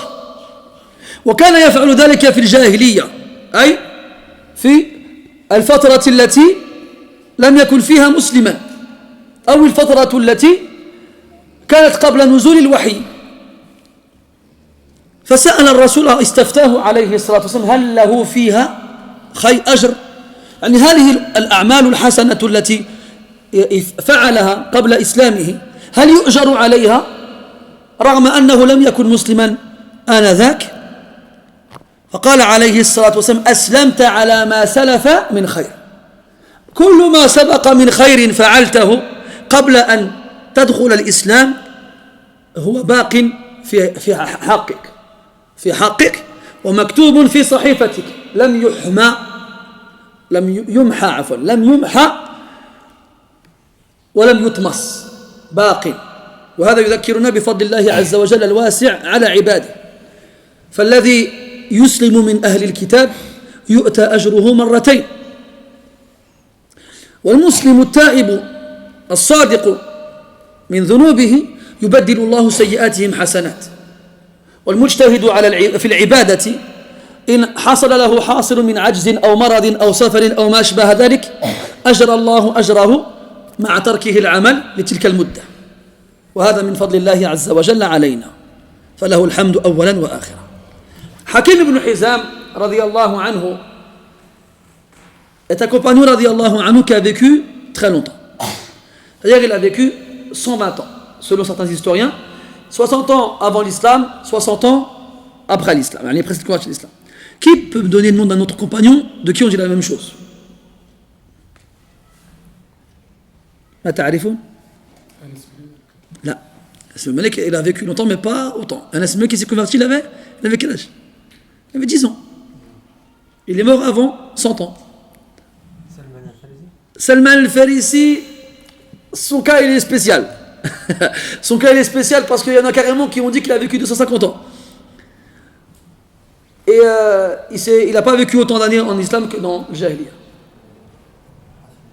Ahsant, barakallahu fik. Hassan ibn Thabit. Là, il a mérité. Même si au début il dormait, mais il a mérité. Hassan ibn Thabit radiyallahu anhu, sha'ir Rasulillah sallallahu alayhi wa sallam, on dit de lui, dans sa tarjama, qu'il a vécu 60 ans avant l'islam et 60 ans pendant l'islam. Bref, Hakim ibn Hizam, hada, radiyallahu anhu, il a vécu donc longtemps avant de se convertir. 60 ans, c'est quand même beaucoup. Il a demandé au prophète sallallahu alayhi wa sallam, il lui a dit certaines choses que je faisais pour adorer, en termes d'adoration. At-tahannuth, là, il est important d'expliquer le terme en arabe.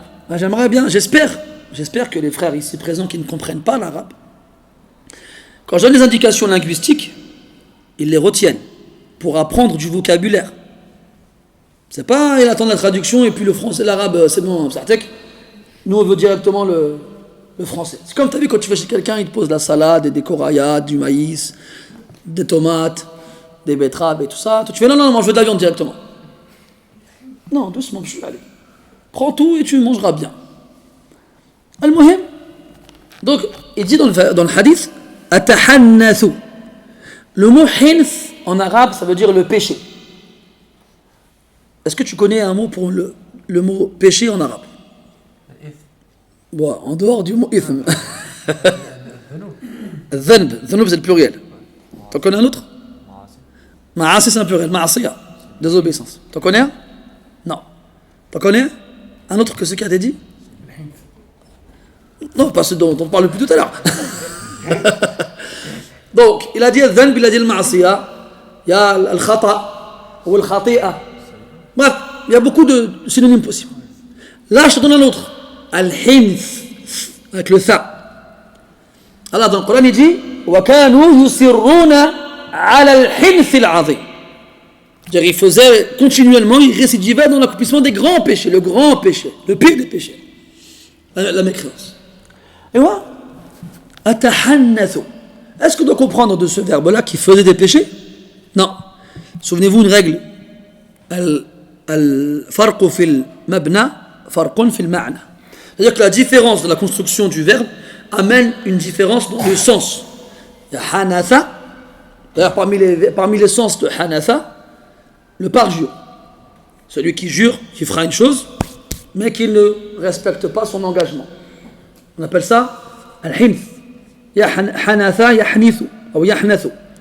Et là, ça veut dire faire un péché. Mais l'autre, ici le cas ce qui veut dire c'est il s'éloignait du péché, il ne faisait pas le péché, il était à l'opposé du péché. Ce qui veut dire qu'il adorait Allah Azza wa Jal. Il faisait de l'adoration. Et on sait que les Arabes avant l'islam, même si la plupart d'entre eux étaient mouchriquins, ils avaient malgré tout, ils connaissaient Allah Azza wa Jal, ils le reconnaissaient comme la divinité supérieure, et même certains d'entre eux lui faisaient des adorations. Allah dans Sourate Al-An'am, quand il parle des adat des mouchriquins avant, il dit وَجَعَلُوا لِلَّهِ مِمَّا ذَرَأَ مِنَ الْحَرْثِ وَالْأَنْعَامِ نَصِيبًا فَقَالُوا هَذَا لِلَّهِ بِزَعْمِهِمْ وَهَذَا لِشُرَكَائِنَا فَمَا كَانَ لِشُرَكَائِهِمْ فَلَا يَصِلُ إِلَى اللَّهِ وَمَا كَانَ لِلَّهِ فَهُوَ يَصِلُ إِلَى شُرَكَائِهِمْ سَاءَ مَا يَحْكُمُونَ. Donc il fait référence à ce qu'ils faisaient dans le Jahiliya. Le Jahiliya, les mouchriquins, ils avaient des bêtes. Certaines, ils les consacraient à Allah, ils les sacrifiaient pour Allah. D'autres, ils les sacrifiaient pour les idoles, les statues. D'accord? Mais elles étaient sacrifiées en même temps. Donc Allah il dit que ce qui a été sacrifié pour Allah, eh ben, il revient à leurs idoles. Alors que ce qui a été sacrifié à leurs idoles, Allah Ta'ala, il n'en veut pas. Pourquoi? Allah Ta'ala aghna ash-shuraka 'an ash-shirk. Man amila 'amalan ashraka fihi ma'ahu ghayrahu na'am tarakahu wa shirka. Parce qu'Allah il n'accepte pas qu'on lui associe quelque chose dans l'action. C'est pour lui tout seul. S'il y a quoi que ce soit d'autre avec lui, il le rejette, il n'en veut pas. Al-Muhim, donc l'arabe il connaissait Allah Azza wa Jal et il faisait même des choses pour Allah subhanahu wa ta'ala, malgré leur shirk. Est-ce qu'Allah il a accepté leur ibadat? Il n'a pas accepté leur ibadat. À cause de quoi? À cause de leur shirk. Parce que le shirk qadin ala al-a'mal. Le shirk il extermine les bonnes actions.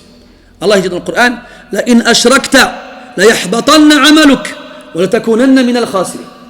Si tu fais du shirk, toutes tes actions elles vont être vaines et tu feras partie des perdants. Donc atahannathu biha fil jahiliya. Le jahiliya, la période anté-islamique, est la période qui précède donc l'islam.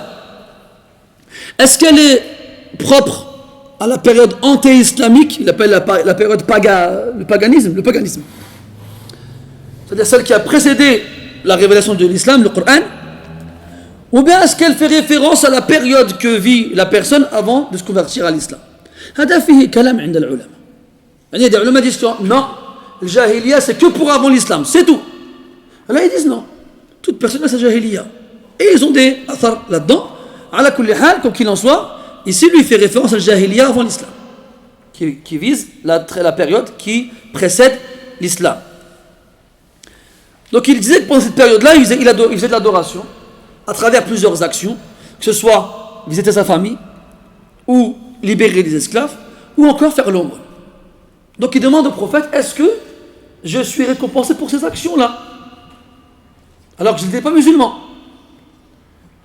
Après tu lui réponds à cette salam, tu t'es converti à l'islam, aslamta ala ma salafa min khayr. Tout ce que tu as fait comme bien auparavant, tu le conserves en rentrant dans l'islam. L'islam, quand tu te convertis à l'islam, Allah il efface toutes tout le mal que tu as fait avant. Dans le hadith de Amr ibn al-As radiyallahu anhuma, قال عليه الصلاة والسلام الإسلام يجب ما قبله والتوبة والهجرة تجب ما قبلها والحج يجب ما قبله. Il a dit l'islam, la conversion à l'islam efface tout ce qu'il y a auparavant, tout ce qu'il y a comme mal, bien entendu. Et pas tout dans le sens absolu, même le bien. Là, il efface seulement le mal. Comme la hijra efface tout ce qu'on a fait comme péché, et comme le hajj, il efface tout ce qu'on a fait comme péché. Donc ici, il lui dit, tu t'es converti à l'islam avec tout ce que tu as fait comme bien auparavant. Tu l'as gardé, tu l'as conservé. Toute personne qui n'était pas musulmane et qui s'est converti à l'islam et qui, avant de se convertir à l'islam, a fait du bien, des bonnes actions, des actions méritoires, il conserve la récompense. Ça veut dire quoi? Ça veut dire que le kafir, il est récompensé pour ses bonnes actions. Mais quand? Fait dunya. Allah dit dans le Coran, من كان يريد الحياة الدنيا وزينتها نوفي إليهم أعمالهم فيها وهم فيها لا يبخسون. Et dans l'Ahqaf, Allah Ta'ala dit ويوم يعرض الذين كفروا على النار أذهبتم طيباتكم في حياتكم الدنيا. Allah il s'adresse aux kuffars, il leur dit, celui qui veut cette vie d'ici-bas et toute sa beauté, nous le rétribuerons pleinement ici-bas par rapport aux actions qu'il a accomplies et il ne sera point lésé. وهم فيها لا يبخسون. Et في الآخرة, rien d'autre que l'enfer. أولئك الذين ليس لهم في الآخرة إلا النار. Rien d'autre que l'enfer. À la mort, c'est fini. Par contre, s'ils se convertissent, eh bien tout le bien qu'ils ont fait, ils le conservent. Et dans notre verset, Allah Ta'ala dit, le jour où ils seront exposés, les mécréants seront exposés à leur Seigneur, on leur dira, أذهبتم طيباتكم في حياتكم الدنيا. Toutes vos bonnes choses, vos récompenses, vous les avez utilisées dans votre vie d'ici-bas. Mais pour nous, les Sahaba, quand ils lisaient ce verset, ils avaient peur. Quand ils voyaient leur maison, ils voyaient des tapis, ils voyaient, je sais pas moi, un lit, une table, ils pleuraient. On disait, mais là, quel tabki? Il fait arsha, an takuna tayyibati qad ujjilat li. Vous avez rien. Et ils avaient peur que leurs récompenses leur ont été précipitées. Et donc ils en seront privés fil akhirah. Ils avaient peur. وانظروا إلى رغد العيش الذي نعيش فيه. Regardez cette vie luxuriante dans laquelle nous vivons. De quoi manque-t-on franchement? Est-ce qu'on a un manque quelconque? Hasbunallah wa ni'mal wakil. Al-Muhim, donc il lui dit Aslamta ala ma salafa min khayr. Tout le bien que tu as fait auparavant, en te convertissant, tu le conserves. Et ça te montre la grâce d'Allah à quel point elle est immense et grande. ذلك فضل الله يؤتيه من يشاء. Et cette grâce-là, Allah il la donne pas seulement à ce genre de personnes-là, mais à plusieurs catégories. Par exemple, un juif ou un chrétien qui se convertit à l'islam, eh ben, en se convertissant, il a le droit à la multiplication de toutes les actions qu'il accomplit par la suite par deux. Par deux. Comme dans le hadith. Pourquoi? Parce qu'il a cru en son livre, puis à celui qui a été révélé sur le prophète alayhi salam. On a dans le Coran un verset qui nous dit que celui qui fait un repentir sincère, véridique, et qui remplace ses mauvaises actions par de bonnes, eh bien lui, Allah, il remplace ses mauvaises actions par des bonnes. Il y a quelqu'un, il fait des grands péchés, et il les regrette amèrement, et il se repent sincèrement, et il fait beaucoup de bonnes choses par la suite, eh bien lui, Allah, il remplace ses mauvaises actions par des bonnes. Aussi, on nous a informé que quelqu'un qui a ses habitudes dans cette adoration, quelqu'un qui fait le rawatib dans la journée, quelqu'un qui prie la nuit, quelqu'un qui lit un nombre de hizb tous les jours, quelqu'un qui donne de l'argent un certain nombre de fois dans la semaine, de façon régulière, puis à cause d'un obstacle, d'un événement inattendu, que ce soit une maladie, que ce soit une fatigue, que ce soit une occupation quelconque, que ce soit un voyage ou autre, eh ben Allah Ta'ala, il continue de lui inscrire sa récompense des actions qu'il a délaissées à cause de cette occupation-là. Comment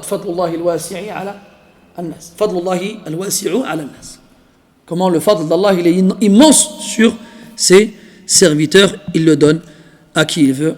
ونكتفي بهذا القدر إن شاء الله تعالى. qu'il y a des questions? Fadal.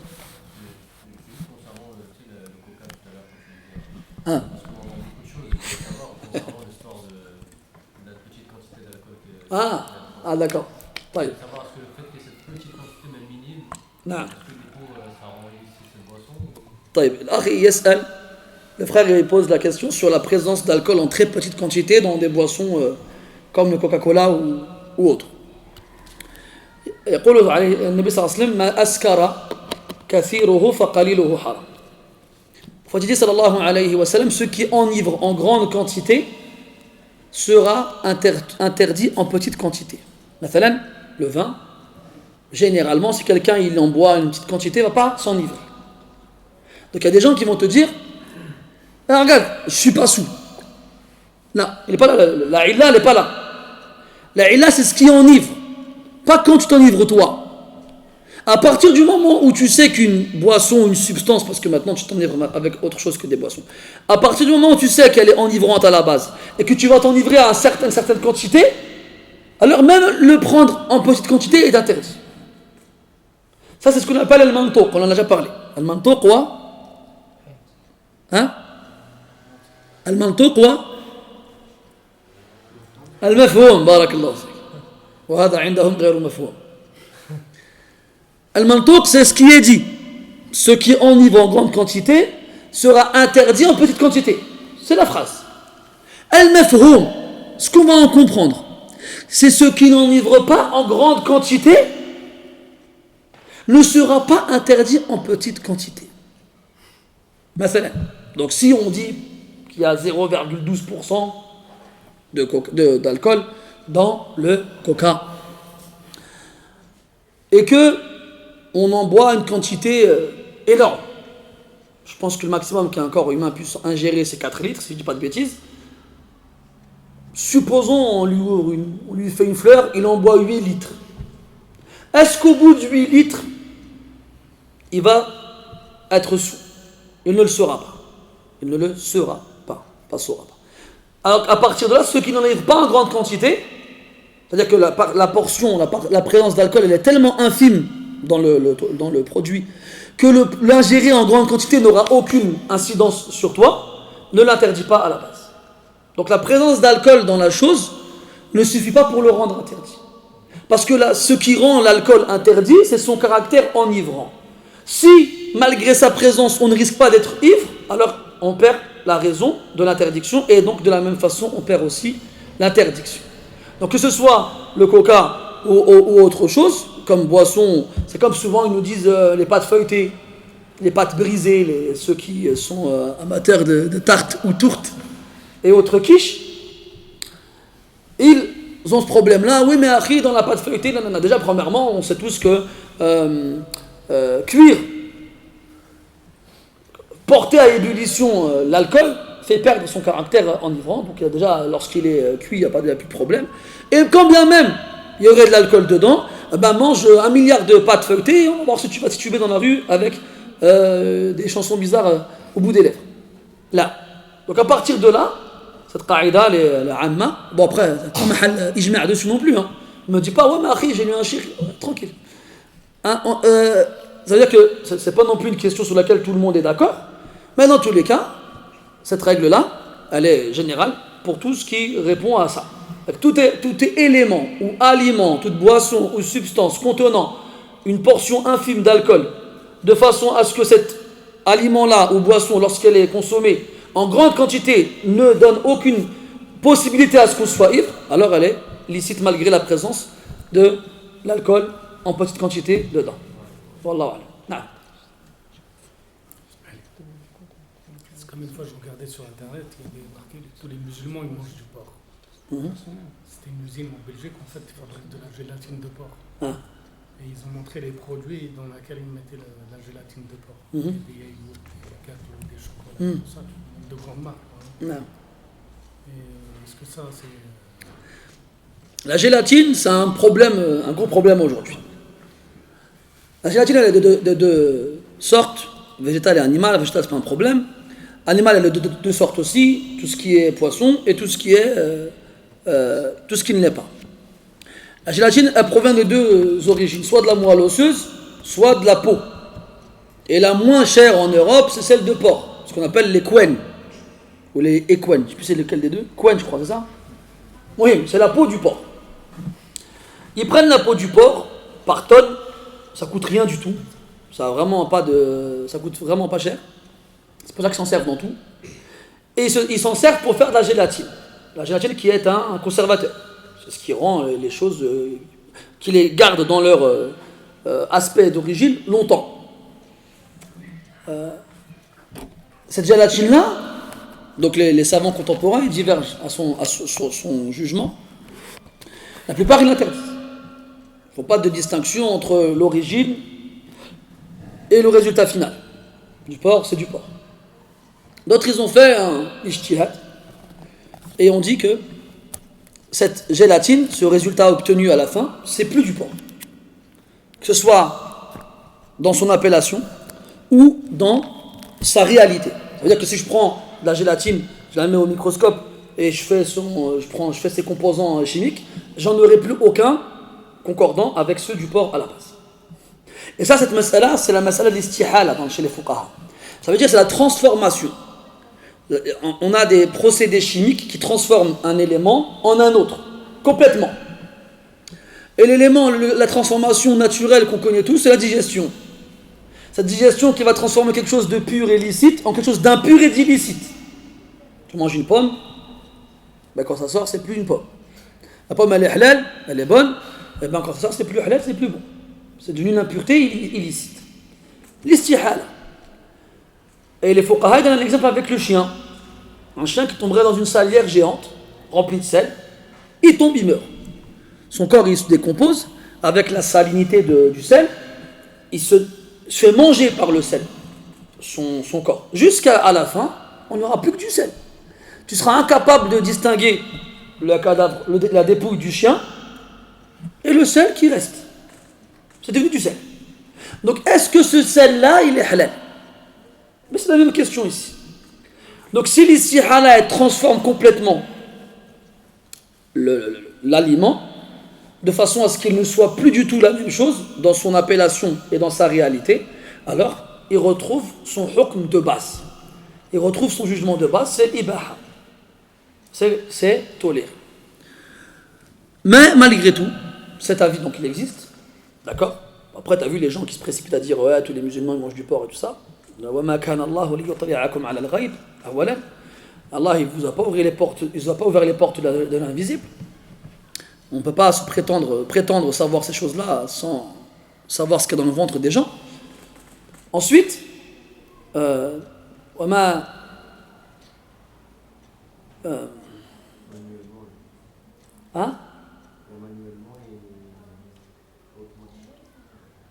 Attends, j'arrive. Déjà, je suis en train de chercher un verset, tu me parles d'autre chose.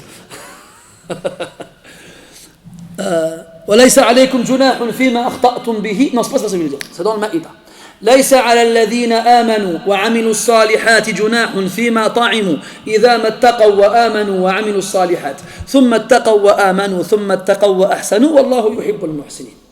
Ce verset, il dit qu'il n'y a aucun reproche pour ceux qui croient, ils font des actions vertueuses dans ceux qu'ils mangent. Quand إِذَا مَا اتَّقَوْا وَآمَنُوا وَعَمِلُوا الصَّالِحَاتِ ثُمَّ اتَّقَوْا وَآمَنُوا ثُمَّ اتَّقَوْا وَأَحْسَنُوا. 3 fois Allah il a répété taqaw. Ils ont fait toutes leurs précautions pour que ce qu'ils mangent, ce soit halal.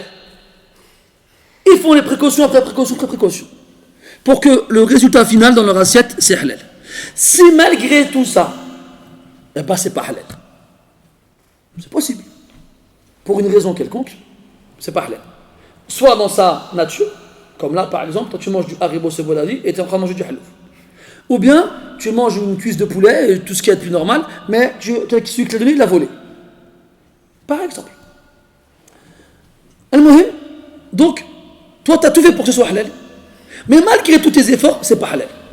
Est-ce que tu auras le péché? Allah dit Laïsa ala alladhina amanu wa amilu salihati junah. Avec toutes ces conditions-là.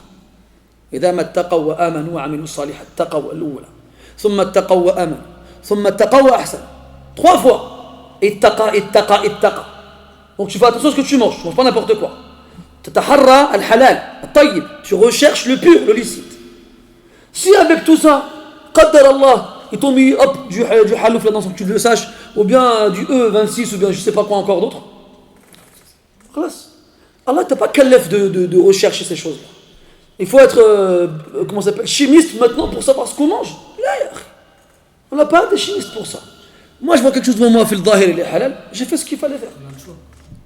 On a le choix, maintenant, voilà. Maintenant, à la fin, malgré tout, il ne faut pas être non plus négligent dans ce qu'on mange. Comme musulmans, ils mangent beaucoup de choses, mais sans se poser la question. Voilà. Bon, à la base, ils n'ont pas à se poser la question si c'est halal à la base. Tu vois? Moi, j'achète un yaourt. Pour moi, le yaourt, c'est un produit laitier. À la base, c'est censé être du lait transformé auquel on met un arôme. D'accord? Mais si je dois chercher maintenant, c'est le yaourt, il est halal. Tu passes toute ta journée dans le magasin à faire tes courses à ce moment-là. C'est comme le fromage aussi, la présure. Oui. Cette masala, elle est vieille, cette masala. Parce que ça c'est un composant qui aide à la fermentation, mais ce n'est pas un composant qui est rajouté dans le produit. D'accord? La présure, c'est la peau qui entoure l'estomac de la bête, on le met dans le lait pour le faire fermenter plus vite, et ce n'est pas inclus dans le produit, il est enlevé après. Donc c'est plus facile là-dedans. Mais dans tous les cas, et ça c'est quelque chose, j'avais lu une phrase une fois qui m'avait plu, qui disait si on faisait autant attention à ce qui sort de nos bouches qu'à ce qui y entre, on serait bien.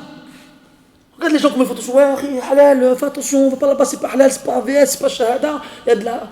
Comment ça s'appelle ça? VSM, il y a de la VSM, viande séparée mécaniquement. Et de toute façon, celui qui est fait là-bas, attention, je l'ai déjà vu une fois, il allait dans une mosquée, lui-même c'était un soufi, et là-bas, une fois, je l'ai vu. Oh, des colombos pour la viande, mon frère. Mais de l'autre côté, lui, le haram, c'est pas grave. Il est là, il a un piercing là, on dirait les vaches dans les prés qui broutent de la viande, de l'herbe, on regarde dans les trains passer. Il est là, il sort avec des filles, il fait tout le haram, mais il faut qu'il mange halal. On a chez Ajib, pas la prière, mais il somme, il fait rien, mais il faut qu'il mange halal. Mohim, ala kulli hal. Donc voilà, la ifrat ou la tafrit. Pas de laxisme, pas d'extrémisme. C'est-à-dire qu'aujourd'hui, le halal, moi je vous le dis, c'est une secte. Je parle du halal, c'est-à-dire le marché qui tourne autour du halal. C'est une secte. Il y a des gens, tu les invites chez toi, tu leur poses à manger, tu fais, c'est un verre, c'est rien. C'est quoi ça, subhanallah? Il est chez toi, il est chez toi, tu lui poses à manger, il te demande si c'est AVS. Mais où va-t-on? C'est quoi ces choses-là? Il y en a même qui ne mangent pas entre AVS et Shahada, qui sont soi-disant les. C'est les Lakers, c'est les Chicago Bulls, tu vois le truc. Bon, peut-être que je vais. Voilà, c'est parti trop loin. Et même entre eux, des fois, tu as vu, ils sont ensemble. C'est quoi? C'est Isla Délice ou bien Isla Mondial qui était avec AVS, après ils sont partis? Un des deux.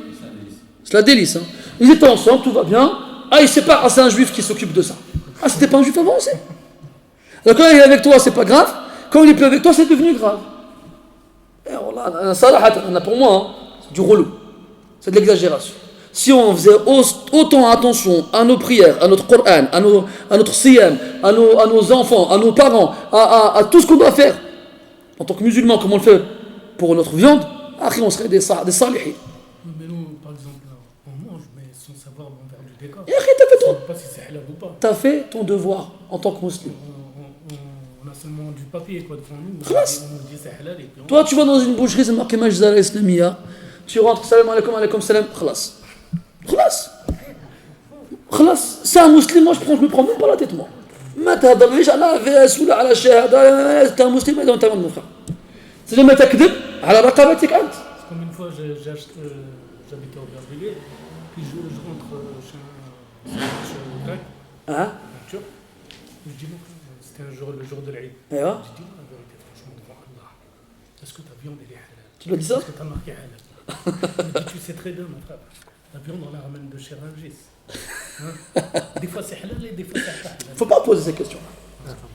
On ne demande pas aux musulmans si leur viande est halal. Pourtant c'est marqué halal. Alors là, pourquoi je ne vois plus loin? Si c'est marqué halal, c'est son problème. Même si c'est du chimpanzé que tu vas manger, c'est halal pour toi. Pour toi, c'est halal. Et ce sera lui qui aura le péché de t'avoir trompé et de t'avoir donné de la viande qui n'est pas halal. Toi, tu n'auras rien. tu n'auras pas quelque chose de parler. Souvenez-vous, on avait parlé du khilaf dans les choses qui se mangent. On va pas avoir retourné dans l'escargot, yallah. Hein, on a bien l'escargot. Eh bien, la plupart des fuqaha interdisent l'escargot. Le Malikia, il autorise. Eh bien, dans ta bouche à toi, en tant que Maliki, c'est halal. Dans la bouche de l'autre, c'est haram. Voilà. Alors que pourtant, il n'y a pas de pishkal. Hein. Tu ne vas pas le déballer dire bismillah dans un escargot. Al-Muhim, on ne doit pas avoir des doutes sur un musulman, à moins que ce soit wadih. À moins que ce soit clair. Là, il n'y a pas de pishkal. D'accord. Il n'y a pas de doute. La base, c'est que c'est un musulman. C'est marqué, tu lui dis ça comme il dirait comme salam. Allah dit wala taqulu liman alqa ilaykum as-salama lasta mu'mina. Ne dites pas à celui qui vous a passé le salam, tu n'es pas un croyant. C'est un croyant, khalas. Toi tu fais attention. Après si tu as des doutes, tu as des appréhensions vis-à-vis de la viande des gens, abstiens-toi sans leur en parler. Ça ne se fait pas. Mets-toi à sa place. Toi tu es un musulman, tu fais en sorte d'avoir un commerce halal, et quelqu'un il vient et il dit toi, est-ce que c'est halal? Tu vas le prendre mal, c'est obligé. Il est en train de remettre ton intégrité en doute. Donc on ne fait pas ces choses-là. Sauf si c'est clair. C'est clair. Après, l'histoire de Rungis par Rungis, c'est une autre histoire. Mais à la kulli hal, ce principe de la viande, si quelqu'un vraiment il a des doutes, il mange du poisson. Et encore. Parce qu'il faut manger des viandes animales, des farines animales ou poisson. Même du porc, la farine de porc. Taïb, al-muhim, là c'est des masail fiqhiyya, mais à la base, deux choses. C'est-à-dire, al-mashaqqa tajlibu at-taysir. Premièrement, c'est-à-dire que la difficulté, elle entraîne la simplification. D'accord? C'est la première des choses. Et quand c'est tellement répandu que c'est difficile maintenant de trouver quelque chose où tu n'as pas de doute, eh bien dis-toi que la difficulté elle entraîne la facilité. La seconde, je voulais la dire, je l'ai oublié, c'est oui, ma'ammat bihi al-balwa. C'est-à-dire que quand on a un mal qui est tellement répandu qu'on ne peut pas s'en préserver, eh ben yarfa al-haraj. Yarfa al-haraj. Ça veut dire qu'il va lever le péché. Tu ne seras plus dans le péché. Et il y a une différence entre toi en France où tu ne sais même pas ce que tu manges, du chimique à droite. C'est comme, voilà, on parlait du coca tout à l'heure, les gens, tu leur dis, d'un point de vue islamique, on ne va pas rentrer dans le shara'i. D'un point de vue éthique, le Coca-Cola, c'est un symbole, d'accord? Ça représente quelque chose. Derrière le côté frais, le côté attrayant de la chose. Non, ça représente quelque chose. C'est un symbole, c'est symbolique. Tu mets ça, tu penses directement à quelque chose, à quelqu'un. Ça. Plus le mal qu'on y trouve en termes de boisson. Même si c'est bon, ça pétille dans la bouche, c'est rafraîchissant, ce que tu veux. C'est-à-dire, le minimum qu'on puisse dire, c'est que c'est quelque chose de nocif pour l'organisme. Sans parler de tout ce qu'il y a derrière. Tout ce qu'il y a derrière. Eh bien, normalement, on ne devrait pas boire du coca. Et ce qui est désolant, ce qui est triste, c'est que quand tu parles aux gens, tu dis oui, toute l'économie qu'il y a derrière le Coca-Cola, tout ce qu'il y a derrière, ça vient d'où? Ça représente quoi? Les musulmans, les autres, et tout ça. Tu dis, oh, t'abuses, de toute façon, il n'y a pas de délai. Bon, d'accord. Mais quand le docteur Sylvain Bernstein, qui vient avec sa moustache de 3 mètres de long à droite à gauche, là, et ses petites lunettes, il vient te dire, oui, dans le Coca-Cola, nous avons trouvé des particules d'alcool ou bien des particules de je sais pas quoi qui amènent à des cancers, que ce soit au niveau de la prostate, au niveau du foie, au niveau des os, vous pouvez mourir d'atroces souffrances avec des asphyxies. Là tu flippes. Parce que c'est ton nefs. Quand ça te concerne toi, là t'as peur. Quand on te dit ouais les musulmans pensent à tout ce que ça représente, tout ça, vas-y akhi. Mais quand c'est ton nefs à toi, et même ça suffit pas à dire aux gens, à convaincre les gens d'arrêter de boire ce truc là. Eh ben continue. Buvez du coca, tête moutou, gars. Continuez à boire du coca, allez-y. Vous enterrez avec, si vous voulez. Coca-Cola, on dit, on ne peut pas vivre sans ce truc-là, subhanallah. Wallah, je vous le dis, wajhanni wujuh. Moi, quand je vois un musulman sortir d'un McDonald's, j'ai mal au cœur. Ça me fait mal au cœur, wallah. Quand je vois un musulman avec une bouteille de coca comme ça, la tienne, je suis dégoûté. Parce qu'eux, ils sont là, ils pensent à leur plaisir personnel sur le moment, sans faire attention à la symbolique. Encore plus qu'on s'imbarbe en tamis. Voilà, c'est la totale. barbu en qamis, akhi, subhanallah, akhi, avec un Big Mac dans la main droite, et, bon, pas un Big Mac, parce que pour eux c'est pas halal, un fish et un coca. Comme une fois, on m'a dit, lis Coca-Cola. Bon, ça c'est n'importe quoi ça. Ça, c'est, tu sais, les trucs comme ça, je cherchais toujours, j'ai reçu, pas longtemps de ça, encore des chaussures, fais attention, c'est marqué Coca-Cola, je sais pas quoi. Arrêtez de chercher des trucs compliqués. C'est pas la peine de chercher des trucs comme ça pour les interdire, ces trucs-là. Ya akhi, Allah est dans le Coran depuis 1400 ans, mon frère. ولن ترضى عنك اليهود ولا النصارى حتى تتبع ملتهم ولا يزالون يقاتلونكم حتى يردوكم عن دينكم إن استطاعوا. Tu veux me montrer des photos de ces gens-là avec du coca, des chaussures, des Nike, je sais pas quoi, pour me dire, ils t'aiment pas? Moi, j'ai pas entendu qu'on me montre ces photos-là. على كل حال, on s'est écarté du sujet. المهم الخلاصة, quand tu fais attention, ben t'es pardonné. ما على المحسنين من سبيل. T'as fait tout ce que tu pouvais, لا حرج. أما واحد il est négligent, il est laxiste, هذا ربما يكون آثما والله أعلم. Autre chose? Voilà. نعم. C'est par rapport au premier hadith qu'on a fait. Comment ça se fait que souvent dans les chaînes de science-fiction, enfin pas dans les chaînes de science-fiction, dans la cassette de hadith, quand c'est un bédouin, on spécifie que c'est un bédouin. Et quand c'est quelqu'un d'autre, soit on donne son nom, soit on dira Rajoul ou quelque chose. Est-ce que ça apporte vraiment quelque chose? Oui, parce que souviens-toi, on en avait parlé, je sais pas si tu étais là. On avait dit que quand Allah il a révélé la tas'alu an ashya'a in tubda lakum tasu'ukum. Ibn Abbas c'est quoi? Nuhina an as-su'al. Les sahaba ils posaient plus de questions. D'ailleurs Ibn Abbas toujours il disait qu'est-ce que les sahaba ils ont un bon adab? Ils n'ont posé que 14 questions, c'est tout dans le Coran. Yas'alunaka yas'alunaka. Ils posaient pas de questions. Ka'anna ala ru'usihim at-tayr. Parlait pas devant le prophète, il bougeait pas. Et quand il leur posait des questions lui, Allahu a'lam. في أي شهر نحن أي شهر هذا الله أعلم. Il savait pas, bien sûr qu'il savait. Il a dit فسكت حتى ظننا أنه سيسميه بغير اسمه. Et on s'est tué jusqu'à son, on s'est dit quoi, on va lui donner un autre nom qu'on ne connaît pas. Il voulait pas, ni des questions ni des réponses. Et Allah se disait justement, quand les Arabes ils venaient, ils étaient contents parce qu'ils posaient des questions et ils profitaient des réponses. Et en plus ils avaient des questions particulières. Parce que ashab al-badiya ou ashab al-hadara, ils n'ont pas le aql qui marche de la même façon. Donc, aussi le fait que les Arabes, généralement, ils sont de passage. Ce ne sont pas des gens qui s'installent avec eux, qui sont connus. Donc, il n'y a pas de faïda à donner leur nom. Et eux-mêmes, ils ne savent pas comment ils s'appellent. Mais quand on a quelqu'un de ma'rouf qui vit avec eux, on donne son nom. S'il vit avec eux, mais il n'est pas il ma'rifa, ils disent et généralement les ulama après ils trouvent le nom. Mais les Arabes ils ont un hukm spécial. C'est des sahaba نعم في الجملة de façon générale, mais les kathratihim par leur nombre important et par le fait qu'ils étaient de passage, c'est pas des gens qui restaient, des nomades, abir ou sabi, eh ben on ne savait pas comment ils s'appelaient. Et du coup, s'ils avaient le droit de poser des questions, c'est par rapport à quoi que la Marie pendant ce projet d'Allah qu'ils doivent venir avec le nom du prophète. C'est النجوى. يا أيها الذين آمنوا إذا ناجيتم الرسول فقدموا بين يدي نجواكم صدقة. هذا c'était la question de la dernière fois. C'est-à-dire que le najwa c'est l'intimité, s'isoler avec le prophète sallallahu alayhi wa sallam. Avoir le privilège de s'isoler avec le prophète sallallahu alayhi wa sallam alors que c'est le prophète de tout le monde et dont tout le monde a besoin, ça nécessite de ta part quand même un engagement. Cet engagement il est symbolisé comment? Par le biais d'une demande. Le problème c'est que ça favorisait Ahlul Duthur, ceux qui avaient, ala al-fuqara, qui n'avaient pas. Alors Allah Azza wa Jalla il a abrogé cet ordre-là.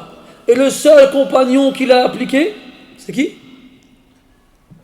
Ali ibn Abi Talib radiyallahu anhu. C'est le seul qui est venu avec une sadaqa pour s'isoler avec le prophète pour parler avec lui tout seul. Alors que c'est son beau-père. C'est le père de sa femme quand même, de Fatima radiyallahu anha. On a des hadiths où le Rasoul il venait chez eux. Il s'est assis presque entre eux alors qu'ils étaient sur le point de se coucher. Et malgré ça, pour s'isoler avec lui, il a donné une sadaqa. Mais pour ne pas pénaliser ceux qui n'avaient pas, Allah il a abrogé cet ordre-là. أَأَشْفَقْتُمْ أَن تُقَدِّمُوا بَيْنَ يَدَيْ نَجْوَاكُمْ صَدَقَاتٍ فَإِذْ لَمْ تَفْعَلُوا وَتَابَ اللَّهُ عَلَيْكُمْ فَأَقِيمُوا الصَّلَاةَ وَآتُوا الزَّكَاةَ. هذا هو.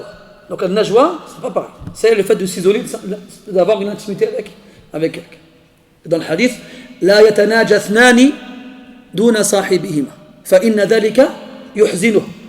Quand on est 3 personnes, on ne doit pas s'isoler d'eux et laisser le troisième tout seul. Ou bien se parler doucement. Parce que ça va attrister le troisième. Il va se dire pourquoi ils ne me parlent pas, pourquoi ils m'ont mis de côté, ça se trouve ils parlent sur moi, ça se trouve. Et Shaitan il va travailler là-dessus. Regarde dans le verset avant. إنما النجوى من الشيطان ليحزن وليحزن في قراءة الذين آمنوا.